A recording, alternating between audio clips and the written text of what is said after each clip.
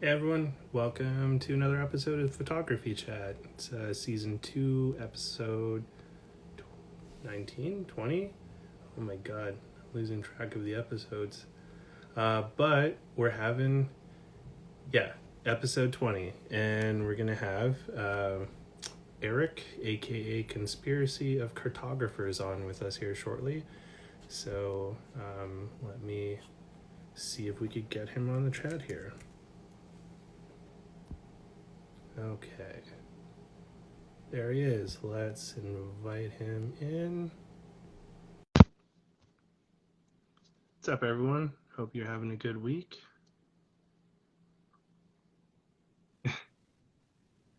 Howdy. Hey, am I early? No, you're right on time. Okay. Yeah, good to see you. Good seeing you.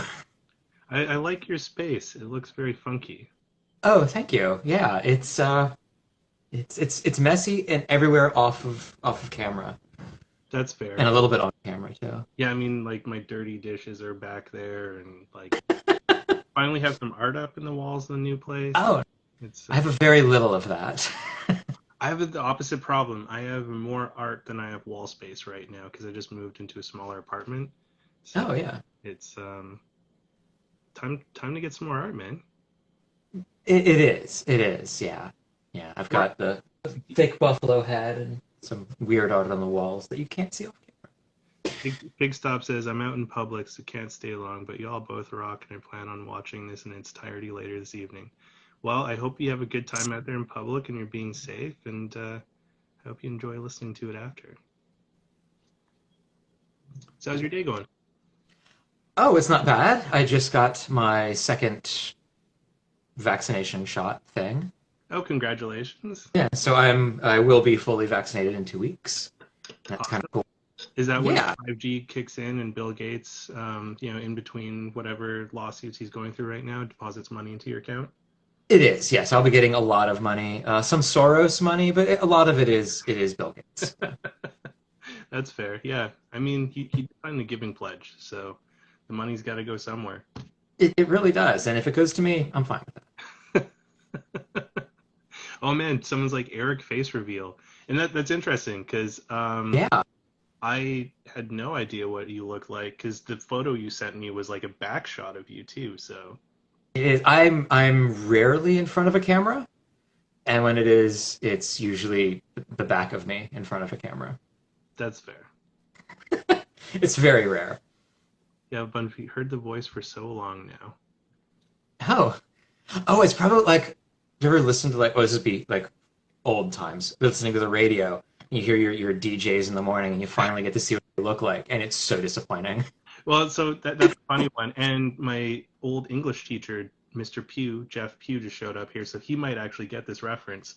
But there was this CBC radio anchor in British Columbia here for the longest time named David French.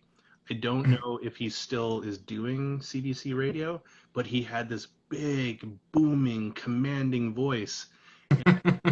My mother put me through this like entrepreneurship program when I was like a teenager, and so David French came to my little town to interview me about what it was like to be like an entrepreneur under 20. And from his voice, I was expecting like this commanding man, but this like kind of bearded hobbit. I'm envious then. Like, I was like 14, and it was just like, yo, like your voice and you don't don't match. Yeah, it was an interesting, like, that was the first time I'd come across that. Well, I think it was like the first time I'd ever met a radio personality, so it was just Yeah, a it's moment. weird. It's really weird when you do. Yeah, well, and I guess because you've been doing the podcast for like how long now? Have you guys been doing that one? It'll be 2 years in September ish. Oh wow! So Yeah. there's a lot of people out there who know the voice but didn't have a face for it. Yeah, I guess so. I show my face sometimes on close friends on Instagram, so those in the know know the mug, but those uh, you're just you're better off. That's fair. I mean, don't be so hard on yourself. It's not an Oh, it's okay. I'm used to it. I've seen worse. So, Oh, thank you. so I was curious, like, what got you started with the podcast originally? Well, I was with Sunny 16 for a while, Okay. and when they first came out, the first episode, I started messaging with Graham a lot, and I don't know, we just started becoming friends. And after about episode 20 something, they said, "Hey, why don't you come on and we'll talk to you?" Because at that point, they hadn't had like the higher caliber of guests that they do now. Hmm. And I said, "Cool." I was on, and then it became like kind of a regular, I guess, with their backing paper episodes. I was kind of the fill-in when Rachel didn't want to. I was there, and we planned like some sort of. It was weird. I had this idea for like a spin-off of Sunny 16, and it just sort of edged farther away from Sunny 16, and it ended up being this. Ended up being all through a lens. Yeah. That's kind of cool. I mean, Yeah, it was cool. start your own thing. I've Hmm. always been curious too. The name Conspiracy of Cartographers. Oh, that's from the movie and play Rosencrantz and Guildenstern Are Dead, which is like a, if you know the play Hamlet, Yeah. Rosencrantz and Guildenstern are kind of the two comedy characters that it's sort of surround, like they sort of they're kind of the R2D2 and C3PO of the play. And so everything kind of happens around them, and they're very pivotal characters. So Tom Stopper, the playwright, did a whole play just from their point of view. And Oh, it's hilarious, really, really good. And so when Hamlet, with a king, I guess, sends Hamlet to England to be executed, Hamlet kind of turns it around, and spoiler alert for Hamlet, has Rosencrantz and Guildenstern killed. And one of them didn't believe that that was happening and says, "England, I don't believe in it." And the other one says, "What, just a conspiracy of cartographers?" And I it's like, like oh, that. this is the, well, it was, my friends and I were like really into this, into that name. And so we were like kind of into the hardcore scene, the punk scene. And we all agreed this would be like the best band ever. And so if we ever got back into the hardcore scene, got back into playing, we would have this as a band name. And then I just stole it. Did you ever make the band now? No. Oh man. So you used to. Oh, before I get distracted on that, Uh-huh. Danielle is wondering how did you get together with Vanya? Did I say that right? Vanya, yeah. Okay, perfect. Or together. It is to, um, how did we just started, I don't know. She messaged me about some film. I think it was Vericolor 3 or something like that. I'm not exactly sure why we started talking, but I just got the idea that I wanted to do a podcast, and I wanted to do a podcast with someone who wasn't me, and I also wanted to do a podcast with somebody who wasn't a white dude. Mhm. And turned out that she fit that bill pretty perfectly. She was not a white dude, And she's still not isn't. you. What's that? And she's not you. So She is not me. Big plus in her favor. So she got the job based on that. And that she's just a really fun person. She was really fun to talk to. And we were doing a lot of talking anyway. And we thought, why not? nice. Yeah, it was pretty much just friends. And then we just did a podcast. It was pretty natural. That's pretty cool. I mean, that's always the best when things happen sort of organic and naturally. Yeah. Yeah, it is. Yeah. It's pretty organic. The band thing, that's an interesting thing there. So, did, have you played in many? Are you active in a band right now? Like, No, I had been. I played in a few hardcore bands back in the day, as we say in the scene. Yeah, I played guitar and vocals for a okay, bit. yeah, big. Yeah, kind of the screamy, screamy stuff. Oh, okay, yeah. I never got into the screamy stuff, but um, was in a ska funk punk band with bagpipes, and Wow, that's way cooler than anything I've done. and I played bass in it, and it was a little terrifying. Not a little. It was a lot terrifying tuning Mhm. my bass up to A to be able to play with the bagpipes live.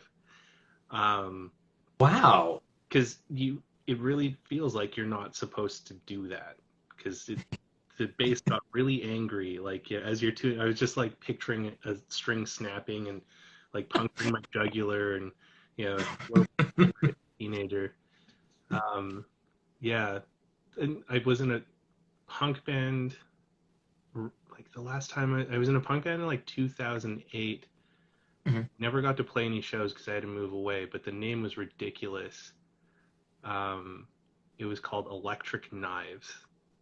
Electric knives. Okay. Yeah, like an electric turkey carver. Sure. Yeah. Yeah. Like the guy that came up with it, he was like the most hardcore punk dude I had ever known ever. Such a sweet soul. I miss him dearly. But we'd been practicing for like months, and we were finally ready to do a show. And the drummer's like, "We need a name if we're gonna do a show." And Mike, my friend, is like, "I got the perfect name. All right, like Electric Knives." And the guy's like, "That is literally the dumbest fucking name I've ever heard in my life." And he's like, "You don't understand. We need to be Electric Knives." And he's like, "Why do we need to be Electric Knives?" He's like, "Because I've been calling myself Mike the Knife for the last month."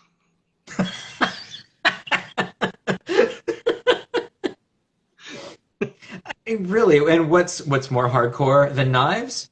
Electric knives. Exactly. And I was Yeah. like, okay, I could see his vision of like Electric Knives being hardcore. But that's interesting that like your background is with music there. So I've never really talked to other guests about this, but do you find that your influence with music previously is like kind of um, sort of steered your photography in a certain direction at all, or?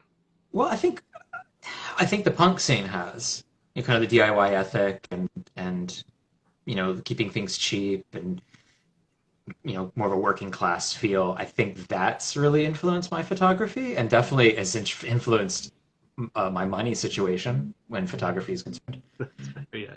Yeah. You want to keep it cheap, So in right? that way, what's that? You want to keep it cheap. I do. Yeah, I try to keep the zines cheap, and I don't know. I mean, that's really all I do is zines and ECM2 kits. So, and those are cheap and pay the rent. So, partially.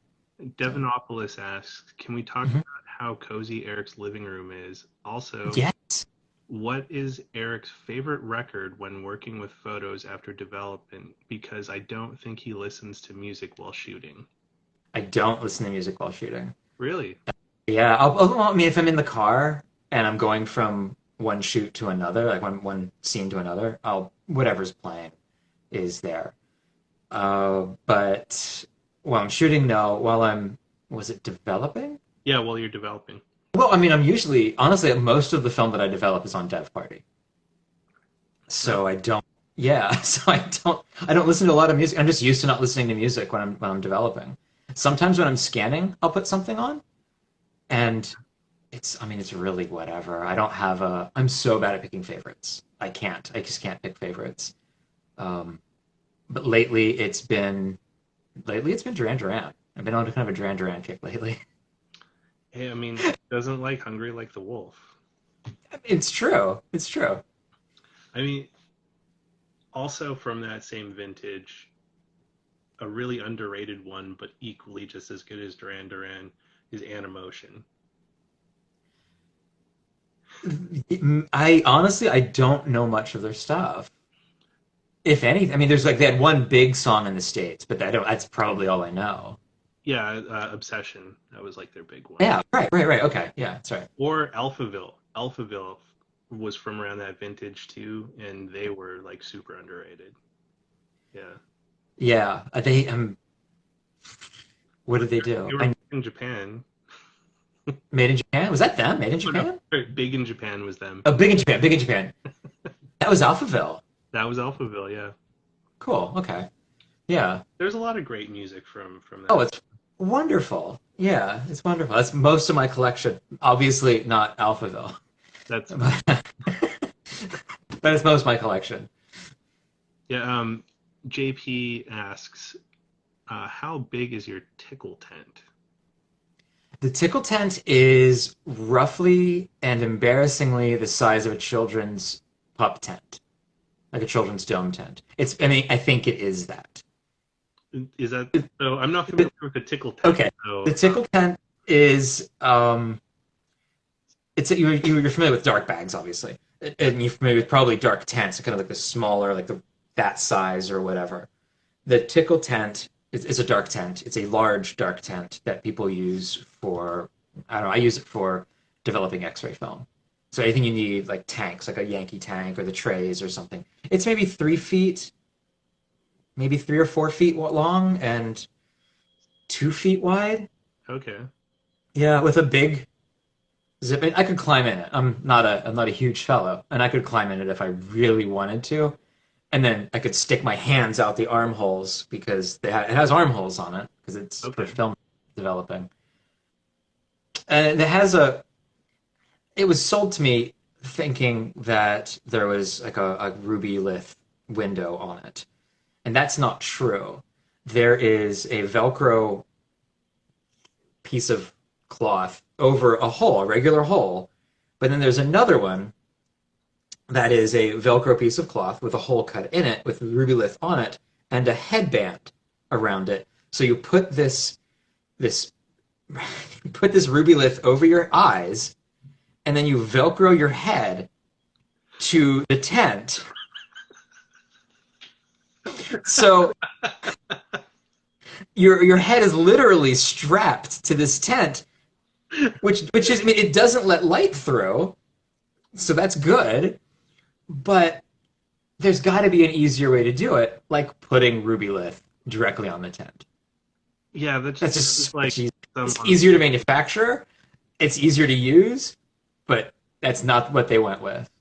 That's ridiculous. Danielle says that sounds dirty, and I have to agree. When Jake Oh, was like asking, I was like, "Is this an inside joke? Are we like gonna?" it's it's an inside joke because I mean, it's a children's size tent and there's armholes in it. It's really it's a bad look. Just I guess don't develop in any playgrounds, maybe. It's always a good policy. Yeah. Barbara has a question here. When you say you want to keep a working class style to your photography, what does that mean for gear to you? Oh, I don't know. Um, I mean, I I'm not a gear person.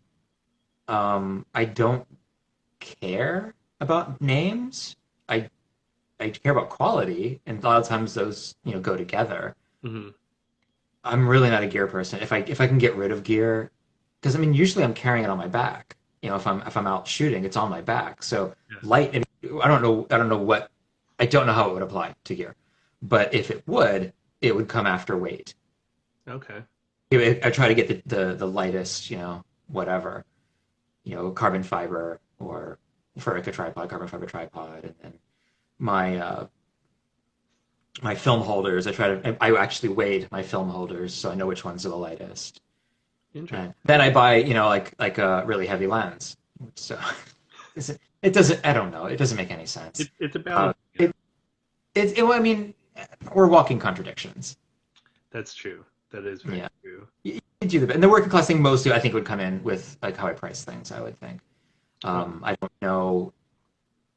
I don't know how it would affect gear, other than most everything you buy is used. So that's I guess working class. I don't know. I I don't guess know. like not caring is kind of punk rock. So there you go. It's also just easy. It is easy. Yeah. It's just easy. I don't shoot with a lot of people, so I don't have to like show my gear off.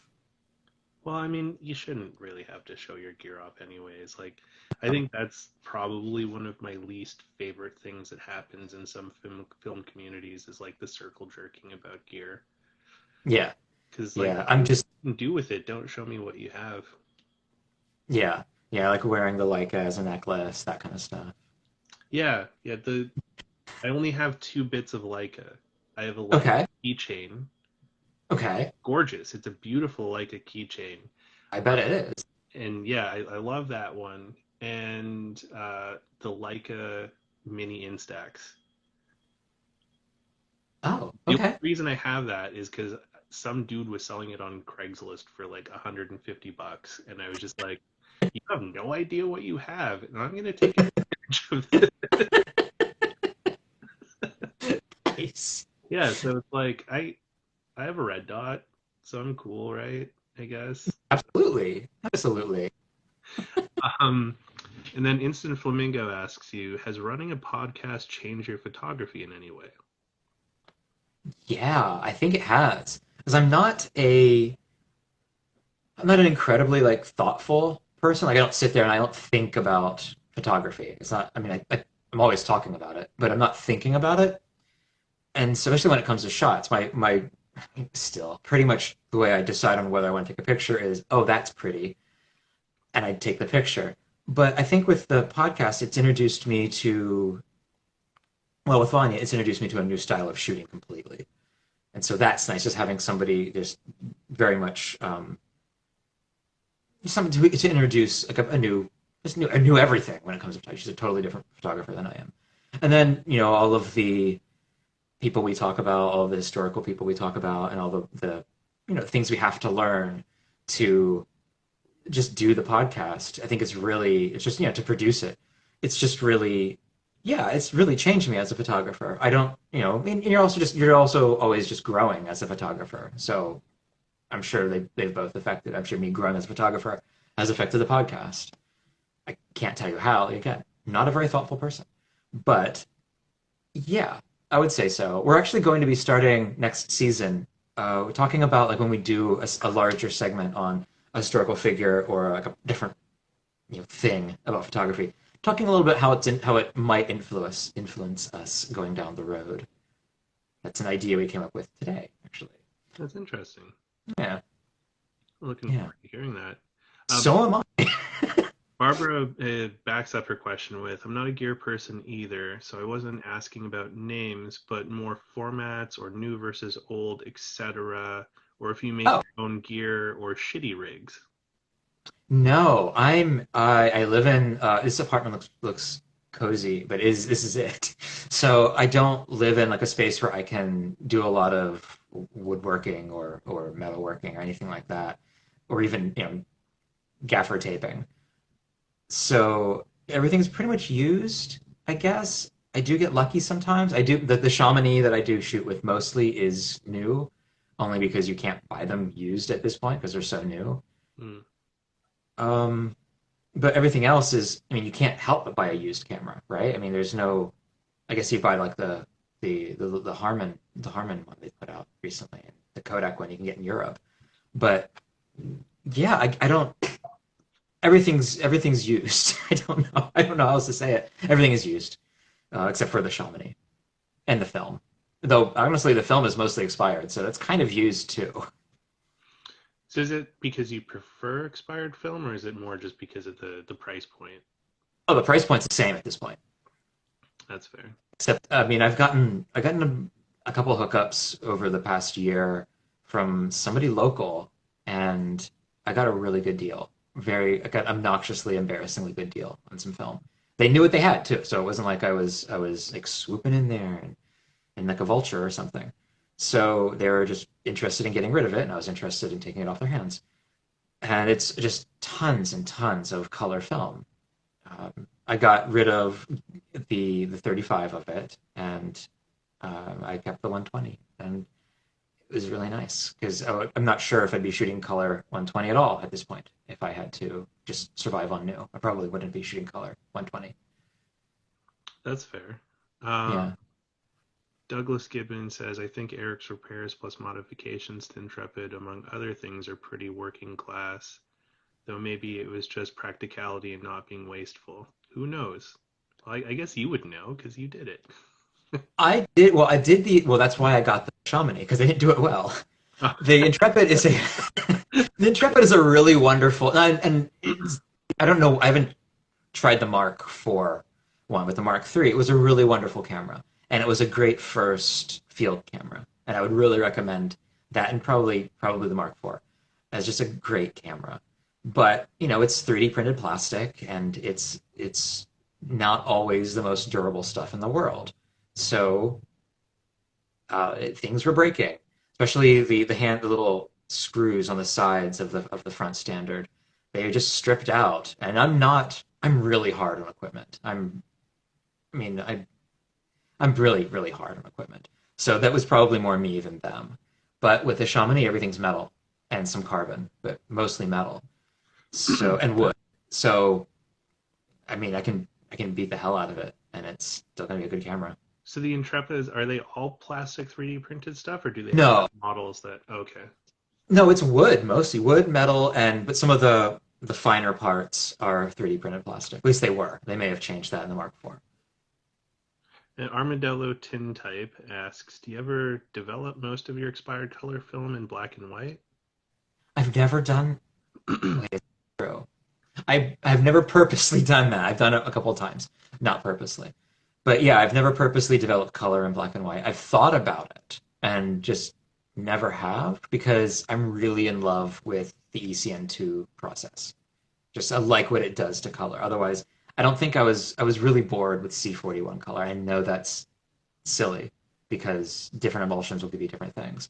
But what got me onto that was I was shooting some old Vericolor 3 and it was just blue. It was 35 millimeters, just blue and ugly. You know, when film gets really expired and the color shifts just real ugly. And I was really bummed about it. And then I got, I somehow got the recipe for ECN2 and I put it together and I developed this same from the same, bulk roll of Vericolor and it came out beautiful. Just like super saturated. The reds popped. The blue just wasn't there Hmm. more than it needed to be.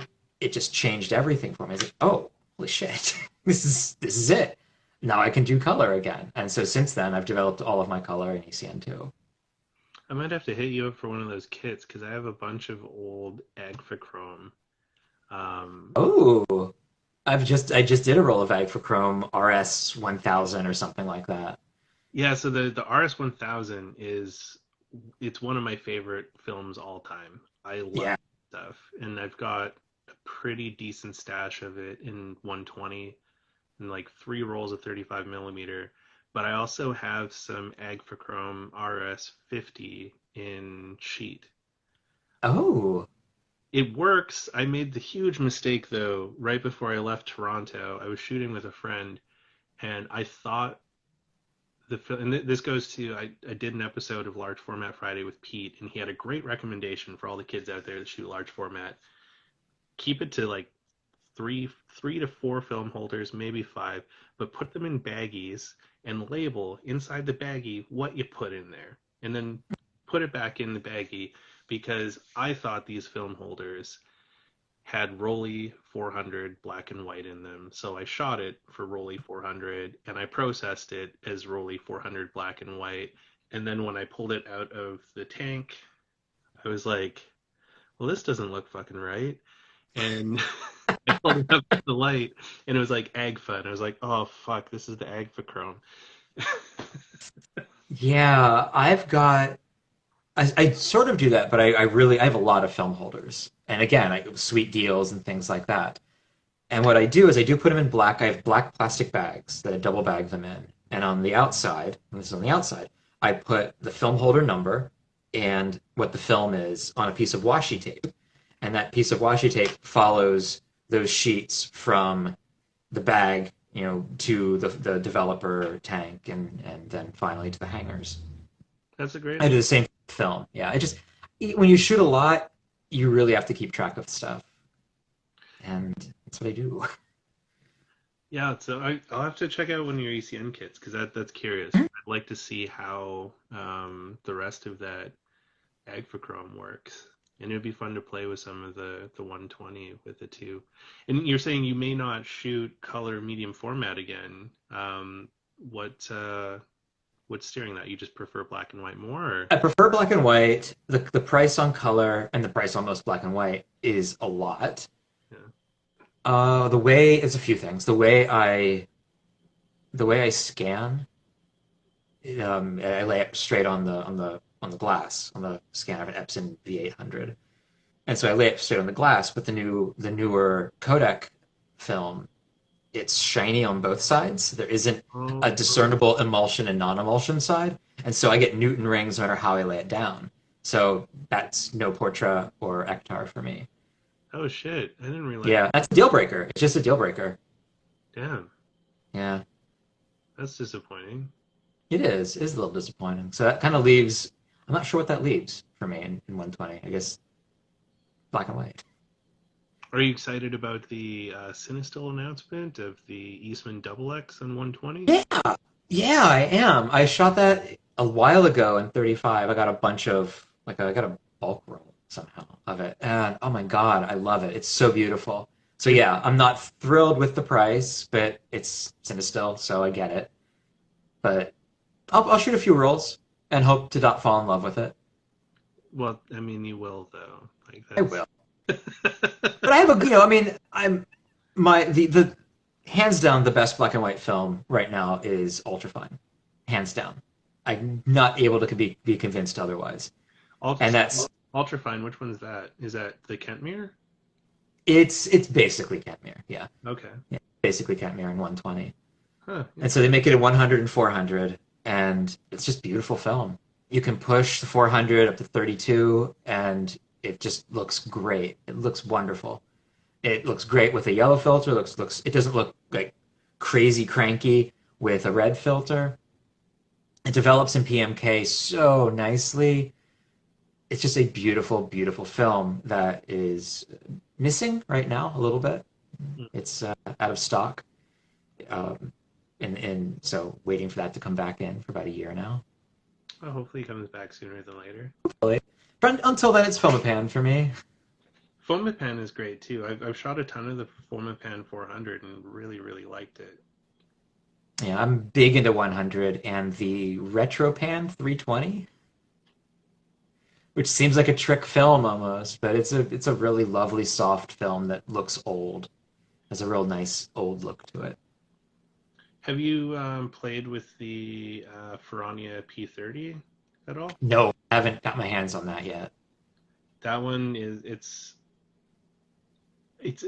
like tied for like my favorite between Double X and that. Really? Okay.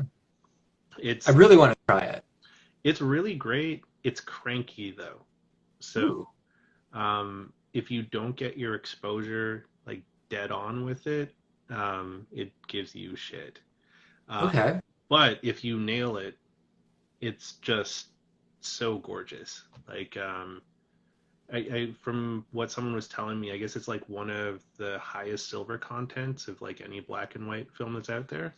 Oh, nice. And so it gives it just this like really beautiful contrast.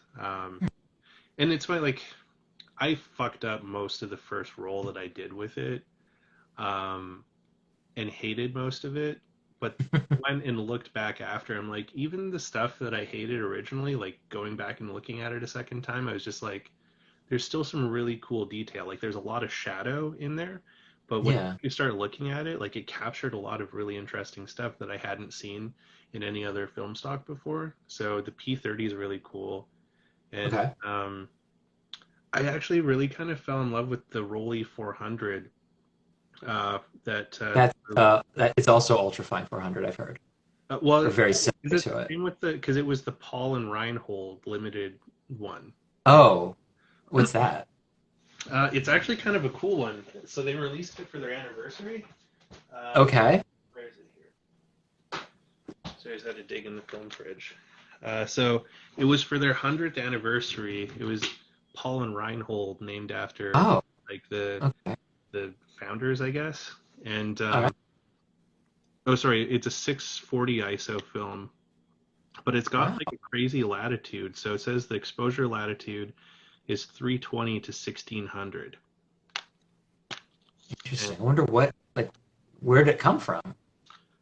I'm not Like, what's sure. it based on? What's it based on? I'm not sure what it's based on, but it's interesting. Like it just one roll says Reinhold and the other roll says Paul, and it's a double pack. And downtown camera where I buy most of my film at had a bunch of it, and it was a good price Oh, for two cool. rolls of like nice black and white. And a lot of the black and white that I've posted recently, the last few months, was with the Paul and Reinhold, and so that was a really cool one. But I'm not gonna like fall in love too much with it because it's a limited edition thing. So I know it's gonna be gone eventually. Yeah. Yeah. Hmm. And also like T Max 3200.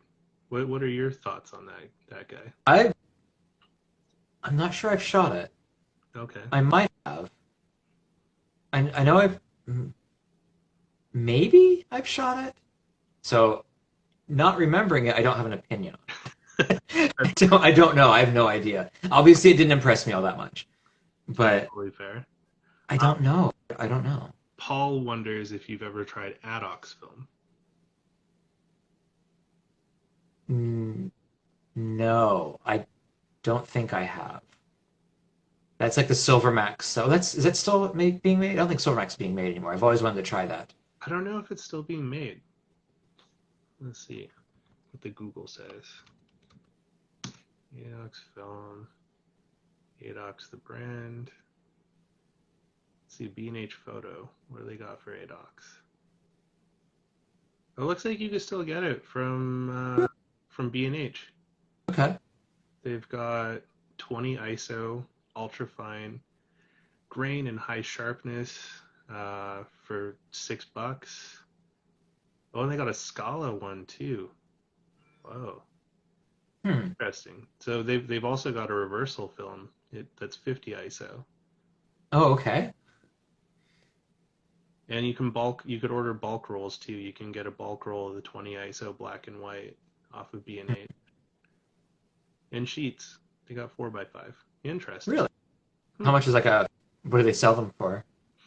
The bulk roll is $95 for 100 feet American, and then the oh, it's not 4x5. It's 3.25 by 4.25. What? Yeah, That's great. yeah. So they've got 25 sheets for $44. But they do have four by five sheets of the ADOX 20, 50 sheets for $108. Okay. Yeah, Okay. interesting. Yeah. Yeah, so if you want to check that out, you can check that out on B&H Photo. Okay, I'll check them out. I'm kind of a freestyle guy. Well, West Coast, it's easy. It's quicker shipping than New York. That's fair. I like freestyle too. I'd like to go check them out one day when it's safe to travel again. Yeah, yeah. Vanya's there fairly often.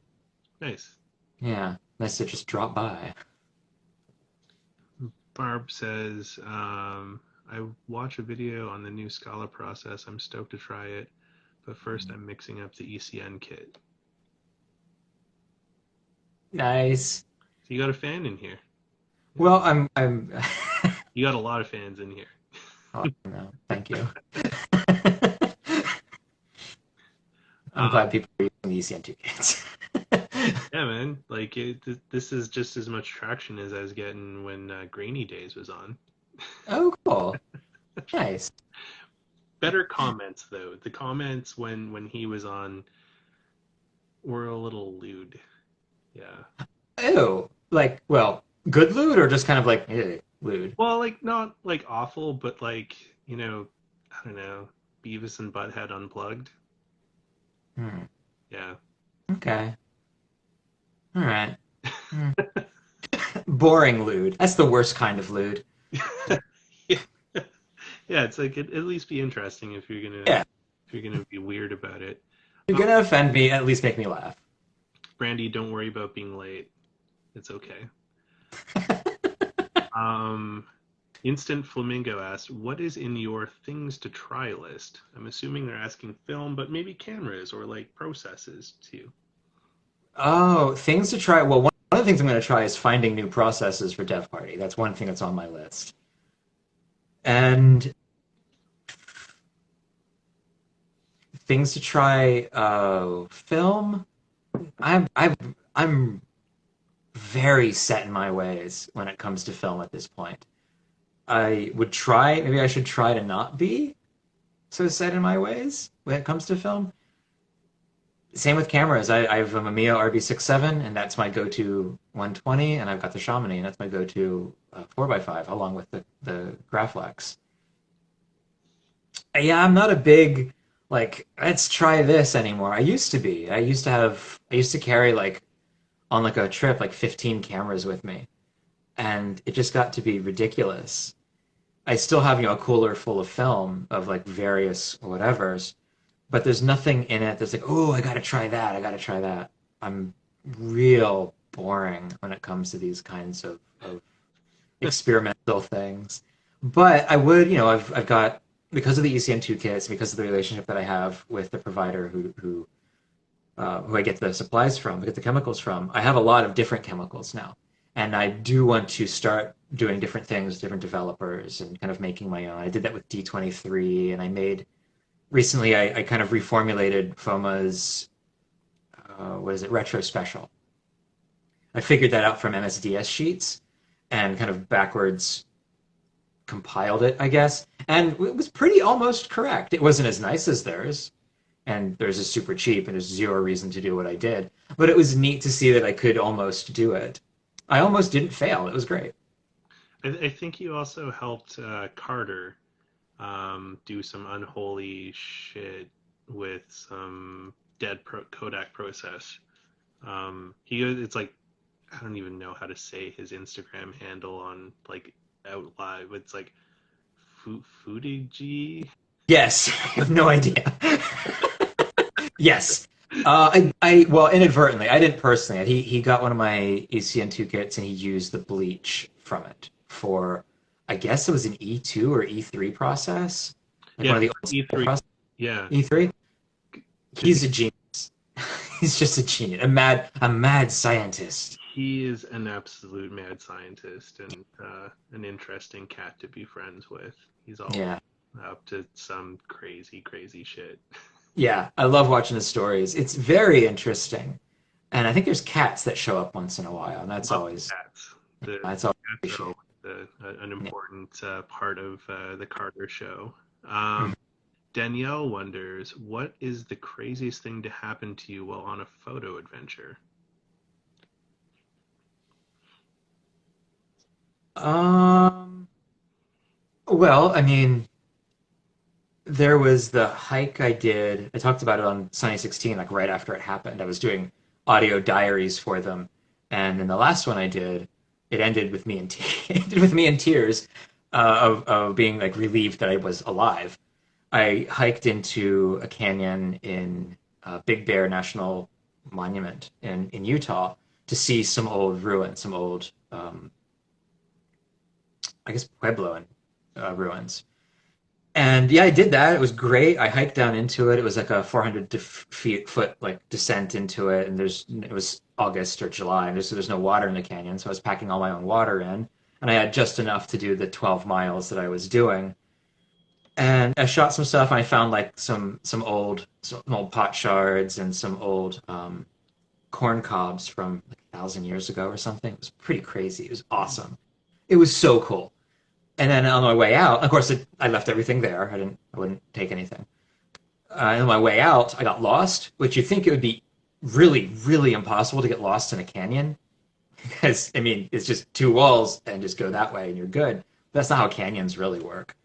So I got lost a little bit. And I ran out of water, and it was getting later in the day, and it was a little scary. It was a little terrifying. That shit, photography is gonna kill me. This sucks. I like photography. It shouldn't kill me, and I feel really betrayed.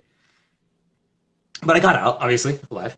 But it was really an intense experience. I've never been that thirsty before, that like dehydrated. It was really crazy. But got out my own power. I wasn't Dumbo lifted out or anything. But yeah, that was probably the craziest. And that was all me. That had nothing to do with like with people with guns or anything like that. It was just me being a dumbass and getting lost and not stashing water. Which, if I would do something like that again, I'd carry like more water than I'd want to walk with, and then stash it, somewhere close to the trailhead, so that I would, well, like a mile or so away from the trailhead. So just in case I don't So, want to. so what would Eric's top tips of not dying in a canyon be if people want to go pursue that? Well, I carried like four cameras with me, which were unnecessary. So maybe take two cameras, and maybe more water. Maybe more water, because you don't have. There's no cell reception, and GPS in a canyon is really spotty. So even with like a GPS tracking thing on it, you may not end up with like a good rescue. So yeah, I guess my tip would be if you find things that are ancient, don't fuck with them. But then on top of that, water, because I mean those things are more important. But water, Damn. just always bring water. I still get teased about it. So, and I should. That was a dumb move. Yeah, I mean I mean, I that's brought water. It wasn't like I didn't bring water at all. I brought enough water for not getting lost. So and yeah, you survived to tell the story, and yeah, yeah. I Christy did. says, "Play it safe. 3 cameras."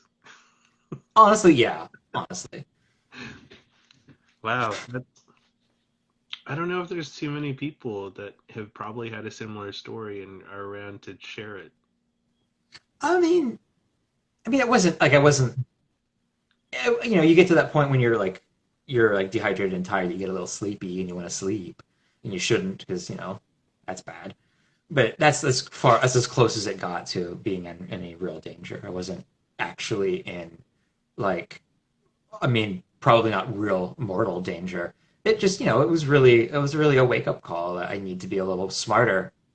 I'm a desert hiker. I know how to hike in the desert, but the can inside of a canyon in July in Utah is a different thing completely. I wasn't ready for it, but now I am. So Some reason, no. exactly, yeah. Um, Barrett Patrick says, "But did you get the shot?" Oh God, yeah. And what's weird, I don't think I've ever shared them. I'm not sure I ever have. Maybe one or two from. I think I don't remember which cameras I took. I know I took the Intrepid and probably the RB, but I don't know if I've shared any of them. A few from like this. I took like a toy like Imperial Savoy plastic camera, and I shared a lot of those. And I may have taken the box camera. I probably shared some of those, but the actual 4x5s, I don't think I have. I was planning on doing something with them. I never did. But yeah, they came out okay. I just someday I'll share them. Maybe. One I day, think one day. Maybe I will. I Maybe I have. I just don't remember. I don't know. I have a lot of photos that are like that, where it's like maybe people will see them, maybe I don't know. Well, you save them for things, you know? Yeah. You think you have these high hopes. Like, I'm going to put this in a zine, which is easy for me to say because I do a lot of zines. But there's also a lot of pictures that I take that I think, oh, I'm going to do this. And then so I put them in a folder and then they will be shared on a zine someday. And then I have like the here, put this up on Instagram folder and they never meet. And so a lot of things there's over there really what I would consider good pictures or pictures that I like anyway that are just will never be seen by people. That's weird. It's really a I not don't a great system. I don't think it's that weird though, because I mean I've talked to a lot of photographers, and there seems to be a common theme where um, a lot of people just take photos that are just for them. Hmm. Like it's something that you were drawn to that, and you like it. It's a pleasing image to you, but there isn't really a desire or draw to like put it out there, I guess. I definitely don't have that. Okay. I don't. I've never felt that. Everything. I love sharing photos. I love it. I think Instagram is probably the worst place to do it as far as seeing the photos, Yeah. but it's what we got. So that's where it goes. But I've never really found a place like, oh, this is all my own. I don't want to share this. I mean, the photos that I don't share on Instagram are the ones that I want to put in zines to share. So I don't know. I don't really have anything that I think is like too personally sacred or anything like that that I can't share it. But that may just speak more to how I photograph than maybe I don't photograph those things. I don't know. I don't know what those things are. Again, not a thoughtful person. Brandy says more atoll film in the future. No, that was a pain in the ass. We found we had well we still okay. We would get like 1,000 foot rolls, like Svima film or Tasma, like something from Russia, and load them. I would load them onto 35 millimeter cassettes, and then sell them to raise money for the podcast. And we did that for, I think we did that twice. Slow Meow and Fuzzy Burrito, both named after my departed cat Juniper. Oh, And at this point, I can't imagine doing that again because rolling 1,000 feet of film sucks. That sucks, like especially when you don't have a way to do it other than breaking it up into 100-foot rolls, jamming it in a bulk loader, and then just doing it like everybody else. It sucks. It's a horrible process. And now that we have a Patreon, we don't need to raise extra money for the podcast. We're doing okay with the Patreon. nice. That said, we're going to be making T-shirts because I'm a screen printer, so why wouldn't we do this? Nothing wrong with that. No. Count Snackula wonders, RB handheld ever or nah? Handheld ever or Ever never? or never? I only handhold it. Oh, I don't. I mean, I could probably count on my hand how many times I've put the RB on a tripod and took a picture. And one of the problems is I'm short. I'm 5'4".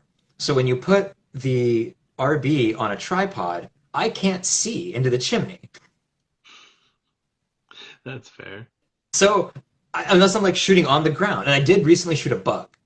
I was I was at a campsite and I had one. I had, um, on film holders, you've got two sides, and if you shoot one side and don't shoot the other, it's a real pain in the ass when you go to develop it because you have to remember, like, okay, I'm doing this, and you have to figure out what to do with this lone sheet that's floating around. So I make it a point to shoot all of my holders to conclusion. So I was like, oh my god, what am I going to do? I was in my tent, and I was like, I want to shoot something, but I'm thinking, oh, I can go into town and shoot, or I could do this hike and shoot something, or I could stop on the way home and shoot. And so it's kind of bummed because I just wanted to just get out and just go home and just be done. And so I got out of my tent, kind of grumbly, like I don't want to drive into town. And I looked down, and there was a dung beetle eating a flower on the ground. I'm like, oh, there we go, this is it. And so I got the large format camera out and I shot that sheet. And that's a special. That was one of those that nobody's seen either. I have old Ansco film from the 50s that I've been shooting, and I want to do something with it. I just don't know what that is yet. But I also used, since I was on the ground, I also put the RB on a tripod, cranked out the wide angle lens so I get the macro, and shot the RB on a tripod for one of the first times. And so that's really rare that I do it. And when I do it, it's usually on the ground and a bug is involved or a flower. But even most of my flower shots are handheld, so I just don't want to bother. That's fair. I think Yeah, I'm steady. I don't have like nervous hands or anything. you're very lucky. Not a lot of people can make that claim. It's probably my lack of coffee. That could Yeah. help. Ariella asks, how do you decide between shots that go into a zine and those that don't? The good ones go into the zine. The not good ones or not as good ones go on Instagram. And whatever that means at the time. A lot of times I'll take multiple shots of a scene, and there'll be one that, like, well, if I'm shooting like the old Ansco film, that is automatically not going on Instagram. That's going to whatever book or zine or whatever it's going to happen to them. And then whatever the one is going to look better, like if there's more detail in it, and it will look better, like slightly larger than Instagram, that will go in a zine. And one that will look okay or at least acceptable on the tiny little Instagram, that goes on Instagram. It Okay. has a lot to do with details, a lot to do with contrast, I think. It has a lot to do with whimsy at the time, whatever I'm feeling. And sometimes it switches back and forth. It's rare that I post something on Instagram that's been in a zine unless I'm plugging a zine. I do keep those things very separate so that if you buy a zine, they're 40 or 50 pictures you haven't seen before. That's a good way to go about it. Yeah, I think so. I think so. No, no, no, there's not a rule, hard rule or anything, but something I try to do. Yeah, I've kind of felt the same way with book projects that I have planned, where it's like the pictures for that are just for that. Yeah. Maybe there'll be like a promo picture here or there related to it, but like I want those pictures inside to be special. Yeah. Yeah. I want it to be something they haven't seen before. Yeah. Yeah. It's Um, just more interesting for me too. yeah, it keeps it more kind of fresh for you. Yeah. Yeah. Derek McDougall says, you're very well versed in American Native history. What is your go-to source for this knowledge? I'm not. I wish I were. The source would be if I'm researching something at the time, I grab uh, as when it comes to Native American scholarship, you want to get as new as possible and university press. You don't want to rely on you don't generally want to rely, at least primarily, on primary sources. And that's usually not the case when it comes to history. Usually you want to rely on primary sources as much as possible. But with Native American studies, you really have to watch first person, especially first person primary sources from white people. Or, even or first person sources from Native Americans that were translated by white people. Black Elk is a great example of that, who may not have spoken any of those words in the book attributed to him. So the newest scholarship possible, and especially scholarship done by Native Americans. That's a different kind of history. They approach history in a different way than we do. Uh, but I think you need a really good mix of it. I don't think you can just rely on one, especially when it comes to Native American history. When it comes to like American history, it's, whatever. But when it comes to Native American, you do have to really be careful which sources you go through, and it depends on what you're doing, but generally which sources you go through, and I try to do as close to tribal as you can get, I guess. Sometimes it's not possible, but the higher the scholarship, the better. Yeah, it's tough because there's a lot of whitewashing of all of that. Yeah. Yeah, Mhm. white people don't want the masses to know what they actually did to indigenous populations, really. Yeah, I mean, yeah, when academia, that's not necessarily the case, so that's why you try to do that as much as possible. But any kind of like any older Yeah, I guess any primary sources from like the 1800s, you really kind of want to avoid, or the early 1900s, even into the 1960s, Yeah. you want to avoid. And I get that goes with anything non-white, to be honest. Well, yeah, it's tough. Like, what happened with like Black Wall Street in Tulsa? Like, Yeah, white people basically tried to erase the fact that they committed mass genocide and tried to wipe out a whole group yeah, of people by repurposing it as a race riot instead of yeah. what it actually was, a genocide. Or really, I mean, I didn't learn about it at all in school. It was never mentioned, taught, even like civil rights movement was never taught when I was in school. Yeah. So it wasn't just changed, it was just ignored. Well, in like that's the same thing in Canada here. Like when I was growing up, we never learned much about the Indigenous and First Nation populations here and what happened to them. Well, what in like when I was a kid, what was happening to them at that point? Because I think the last residential school in Canada shut down in like the mid '90s. So like while I was still a kid, there Yeah, atrocities were still happening. yeah. um, we didn't learn about that in school, and they talk about it at a kind of high level now, but they don't address it fully, like what had actually happened to those groups of people, which is just fucking shameful. Yeah, it is. It is. Yeah. Yeah, we're going through a bit with like the 1619 project and critical race theory, and mostly Republicans in America freaking the fuck out over what they're calling revisionist history, and it is truly revisionist history in a good way, because you're looking at history and going, oh, wait a minute, this needs a little bit of revision. This isn't exactly what happened. Let's revise what Yeah. we're commonly taught, and maybe put in some real stuff. When Brandy says there's a new doc out about the Black Wall Street Massacre coming out on History Channel, by the way. Hmm. That'll be interesting. I'm assuming they'll blame aliens since it's a History Channel, but we'll Yes, see. aliens. We will see. Well, I'm always and when it comes to scholarship, I would and this documentary could be wonderful, and there are a ton of wonderful documentaries, but that would definitely not be a go-to for me as far as learning. Yeah, that. Yeah, and it could be a wonderful documentary filled with first-person accounts from it happening. It probably is. I mean, honestly, it would be weird if it wasn't at this point. yeah. But yeah, documentaries are very hit or miss, so I kind of avoid them. But I would want to see that actually. Yeah, I would be curious to see it too, because like that wasn't like being Canadian. Like I'm not super up on like what's happened down in the States, but it's interesting learning about these things that had happened there. Like the Black Wall Street massacre, what's happened with indigenous people down there, and there's even one that I just learned recently that was kind of mind blowing about like um, this the erasure of a community when New York was building Central Park. Oh yeah, yeah, And I'd never heard of like Seneca Village and all of that, and it was just really disheartening to learn like about these white people who were like, we kind of like this, we want to build a park where you've built this really great community, so this community is really far away from where everyone else is living right now, so we can basically say whatever we want about it, and everyone will believe us. So they made it sound like it was like this deplorable living conditions and mongrel people and like all this stuff going on there so that they could get the votes to eliminate that.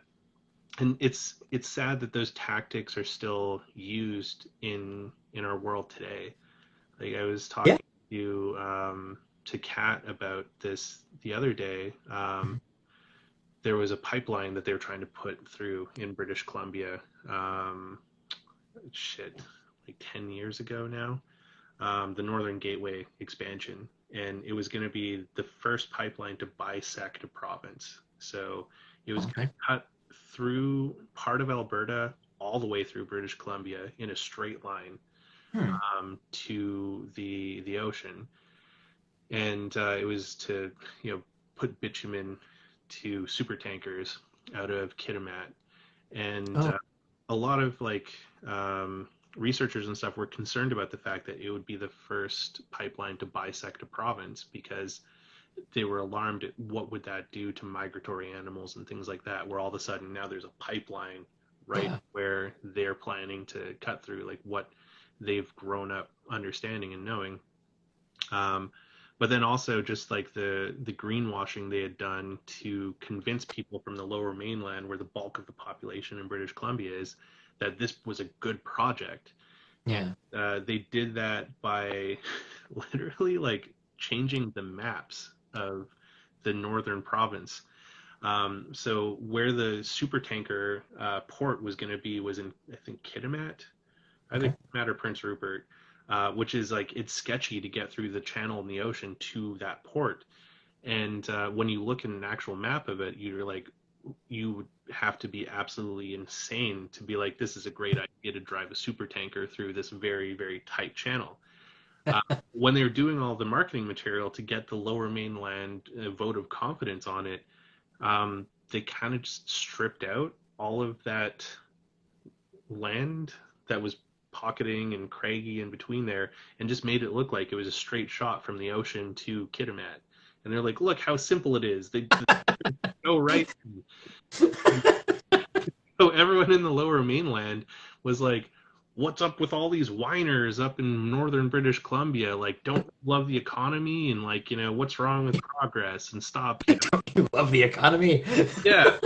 Yeah, And so it was weird because I was living in Prince George at the time, which was up there, and I like my ex-wife and I were part of like the pipeline protests and stuff to go against this. But I would also spend a lot of time in Vancouver because I travel for work, and it was just wild seeing the two different worlds around that. And also like a lot of the indigenous nations were involved with that too because the pipeline was going to go through their nations. And so yeah. some of them were opposed to it, and others were like okay, possibly with getting like money for it. Mhm. But that was where I started learning a lot more about like what's going on with indigenous issues in British Columbia, but also in Canada. And so, like to Derek's question, that one of the best ways to learn about it is like if you're close to a community out there, like an Indigenous or First Nations community, and they have like some sort of outreach or something, go there and Yeah. learn about the history from there because Mhm. some of the most eye-opening stuff I learned was from right inside of the tribal nations, from Yeah. And inside a of. lot of them make it really easy. They have museums and things like that are very, I went to in the Black Hills, it was like a Lakota, I believe Lakota museum, and it was um, amazing. It was really amazing. Yeah, Heartbreaking, but I mean, it is what it is. It's really, really good. yeah. So if that's something that interests you and you want to learn about it, like going to the source, going to the people, is Yeah. a great way to learn that because you're not going to get the watered down version of it. Um, and I don't know if it's the same in the U.S., but in Canada, a lot of the indigenous communities are working on nation rebuilding and trying to get to a position of self-governance. Mm. So they're doing a lot of land claims, trying Okay. to get their land back. And for them to do a land claim, they have to do a ton of research on the area that they're claiming and have this all these arguments and documented proof and all this stuff of like why they're claiming that Oh land wow. back. So Yeah. a lot of the nations that are working on nation rebuilding and making these land claims are bringing in troves of information in from Wow. their past and their histories. So it's a really great time to learn from that because like the richer nations that have been a little bit more fruitful are doing some interesting things where they're even digitizing like their pasts and stuff too. So they're Great. they're sending people to go interview the elders and like get the verbal like oral history from them before the elders are gone and Yeah. documenting all of that. So I don't know if it's similar in the States because I'm not sure how um, I mean, there's down there. yeah. I mean, it's obviously it's not a monolith, but yeah, in some places yes, in some places no. Yeah, Yeah. Douglas In some Gibbons. places they're just trying to be recognized as a tribe, like as an official tribe. Like around here, that's a problem. That some tribes just aren't recognized as officially as tribes, and that's a big issue. So they're just being recognized is on their list of things they need to do, rather than just like land claims. But yeah, we're really weird with land in the U.S. We're really weird, especially in the West. It's a real volatile mix of federal government land and people who hate the federal government. So it's a powder keg that's blown up a few times, and it's probably going to again. We've got a bit of that problem in Canada too, where it's just like, it's all the crown land and like, what the crown has allowed to be for sale and what they've given for reservations and, what Okay. still remains as crown land. But Douglas Gibbons has an interesting point here. During a pipeline protest last year, documents came out showing that the Royal Canadian Police, the RCMP, they're a federal police force here, had shoot to kill orders if the First Nations protesters on a pipeline wouldn't stop resisting. Um, and that doesn't surprise me because there is a long history of police violence steeped in our police force. So the RCMP was originally created as a way to control First Nation populations. Yeah, makes sense. That was the initial intent of the Royal Canadian Mounted Police was to take care of natives in a not Mhm. pleasing way. Yeah. Um, and that still is part of their history today. So, I mean, that's all part of the whole abolish police and defend Yeah. that. You know, they're not protecting people when they're doing stuff like that. They're protecting property and Yeah. corporate interests, which is kind of a terrible thing. Um, Oh, it's a horrible thing. It's a really bad thing to do. yeah, Derek says when I was younger with one of the Mohawk here and agreed Mm. one way history. It's very one way history, and he's in Southern Ontario. Okay.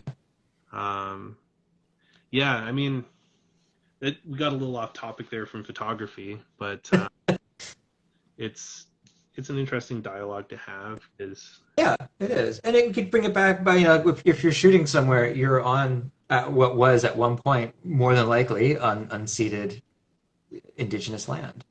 yeah, So you're out there shooting. or if you're shooting at your home, maybe try to figure out who was there before you. You know, it's just Well, something to know.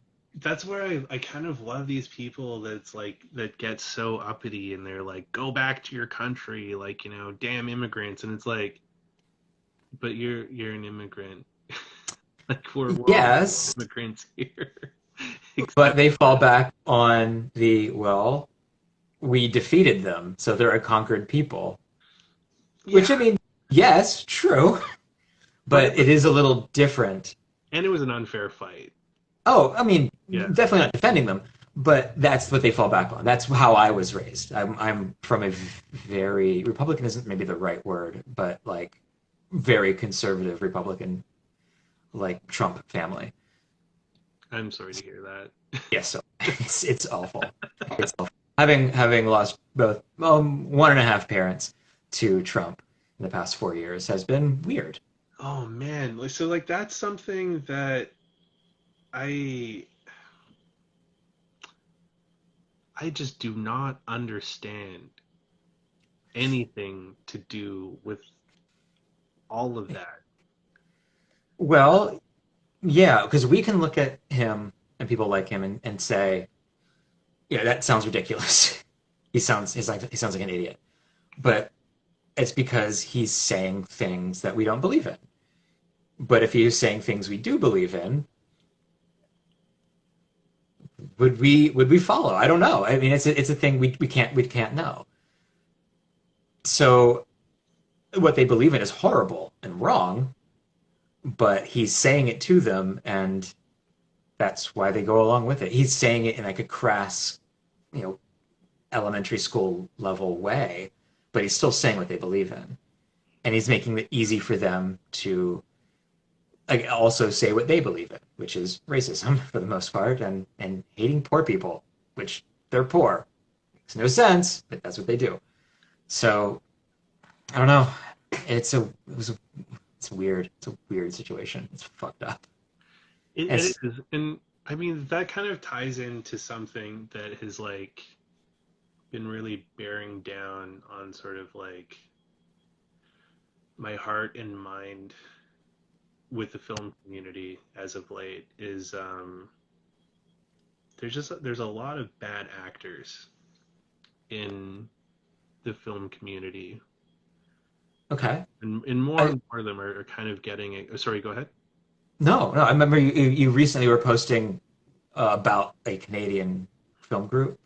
Yeah, so like I don't know anything about that's one this. of them. Sorry. Okay. So and I've talked to him about it. I've talked about that specific group on the CCR podcast, Canadian a Classic Camera Revival with Chrissy and all the James and Bill and John on that one, and was pretty frank then. But more has come out since that episode, and I just like it bums me out that these kind of terrible people have followings behind them, and it maybe these people don't understand like the nature of these people, and they just sort of see it as, oh, like this is a way to get more likes or like get my work shared, or like it's a community to be part of, because we don't have a lot of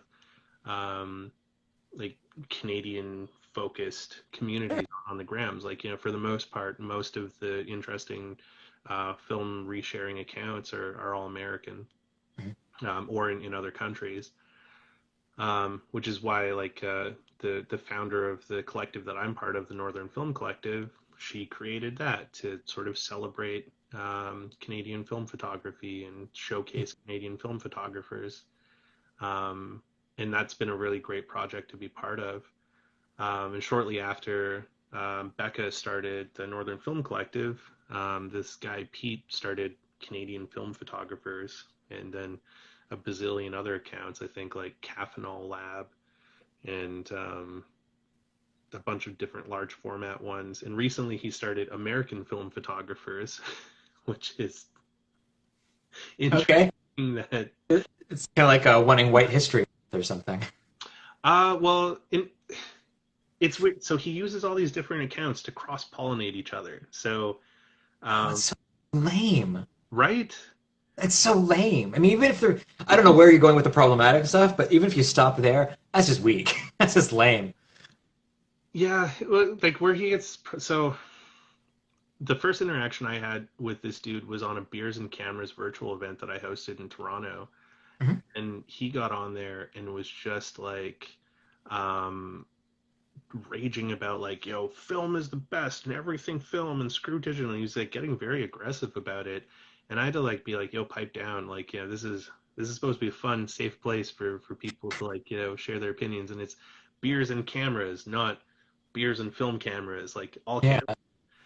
Um, and then I guess he thought that like I was like a compatriot with him because I hosted this event and kind of put up with him. Okay. Um, but he's like blocked me off and on since then. Whenever I don't agree with his stuff. Um, but it was just weird because like we had an interaction with him at Northern Film Collective, and he like messaged me to talk to me about it, and I was just like, I just work here, man. Like you talk to Becca, this is Becca's thing, and he was basically like, nope, I need to reason with the man. So like because the man he understands, and I was just like, you are not good. This is not good. And yeah, Paul says film elitist. He is very much a film elitist. Like he's got this whole thing where it's like, the film community must fight against digitalia and overcome. And he wrote this crazy manifesto of like how um, you uh, their film needs to come back into school, and we need a commitment from schools to build darkrooms again, and the media companies need to commit to producing everything on film again and stopping using digital, and film companies need to commit to producing more film again, and we must demand that Nikon and Canon and all the previous film or camera companies make film cameras again. And like it was just like this whole like Unabomber It's style manifesto. that is such a wonderful parody. Like that's I don't know. The thing is, That's for him, it's not a parody. This is a it, reality how? because How? he thinks that he's actually going to change the world with this. So what? Like if that happened, so what? I mean, okay, I barely care if you shoot film. Barely. I don't give a shit at all if you shoot digital.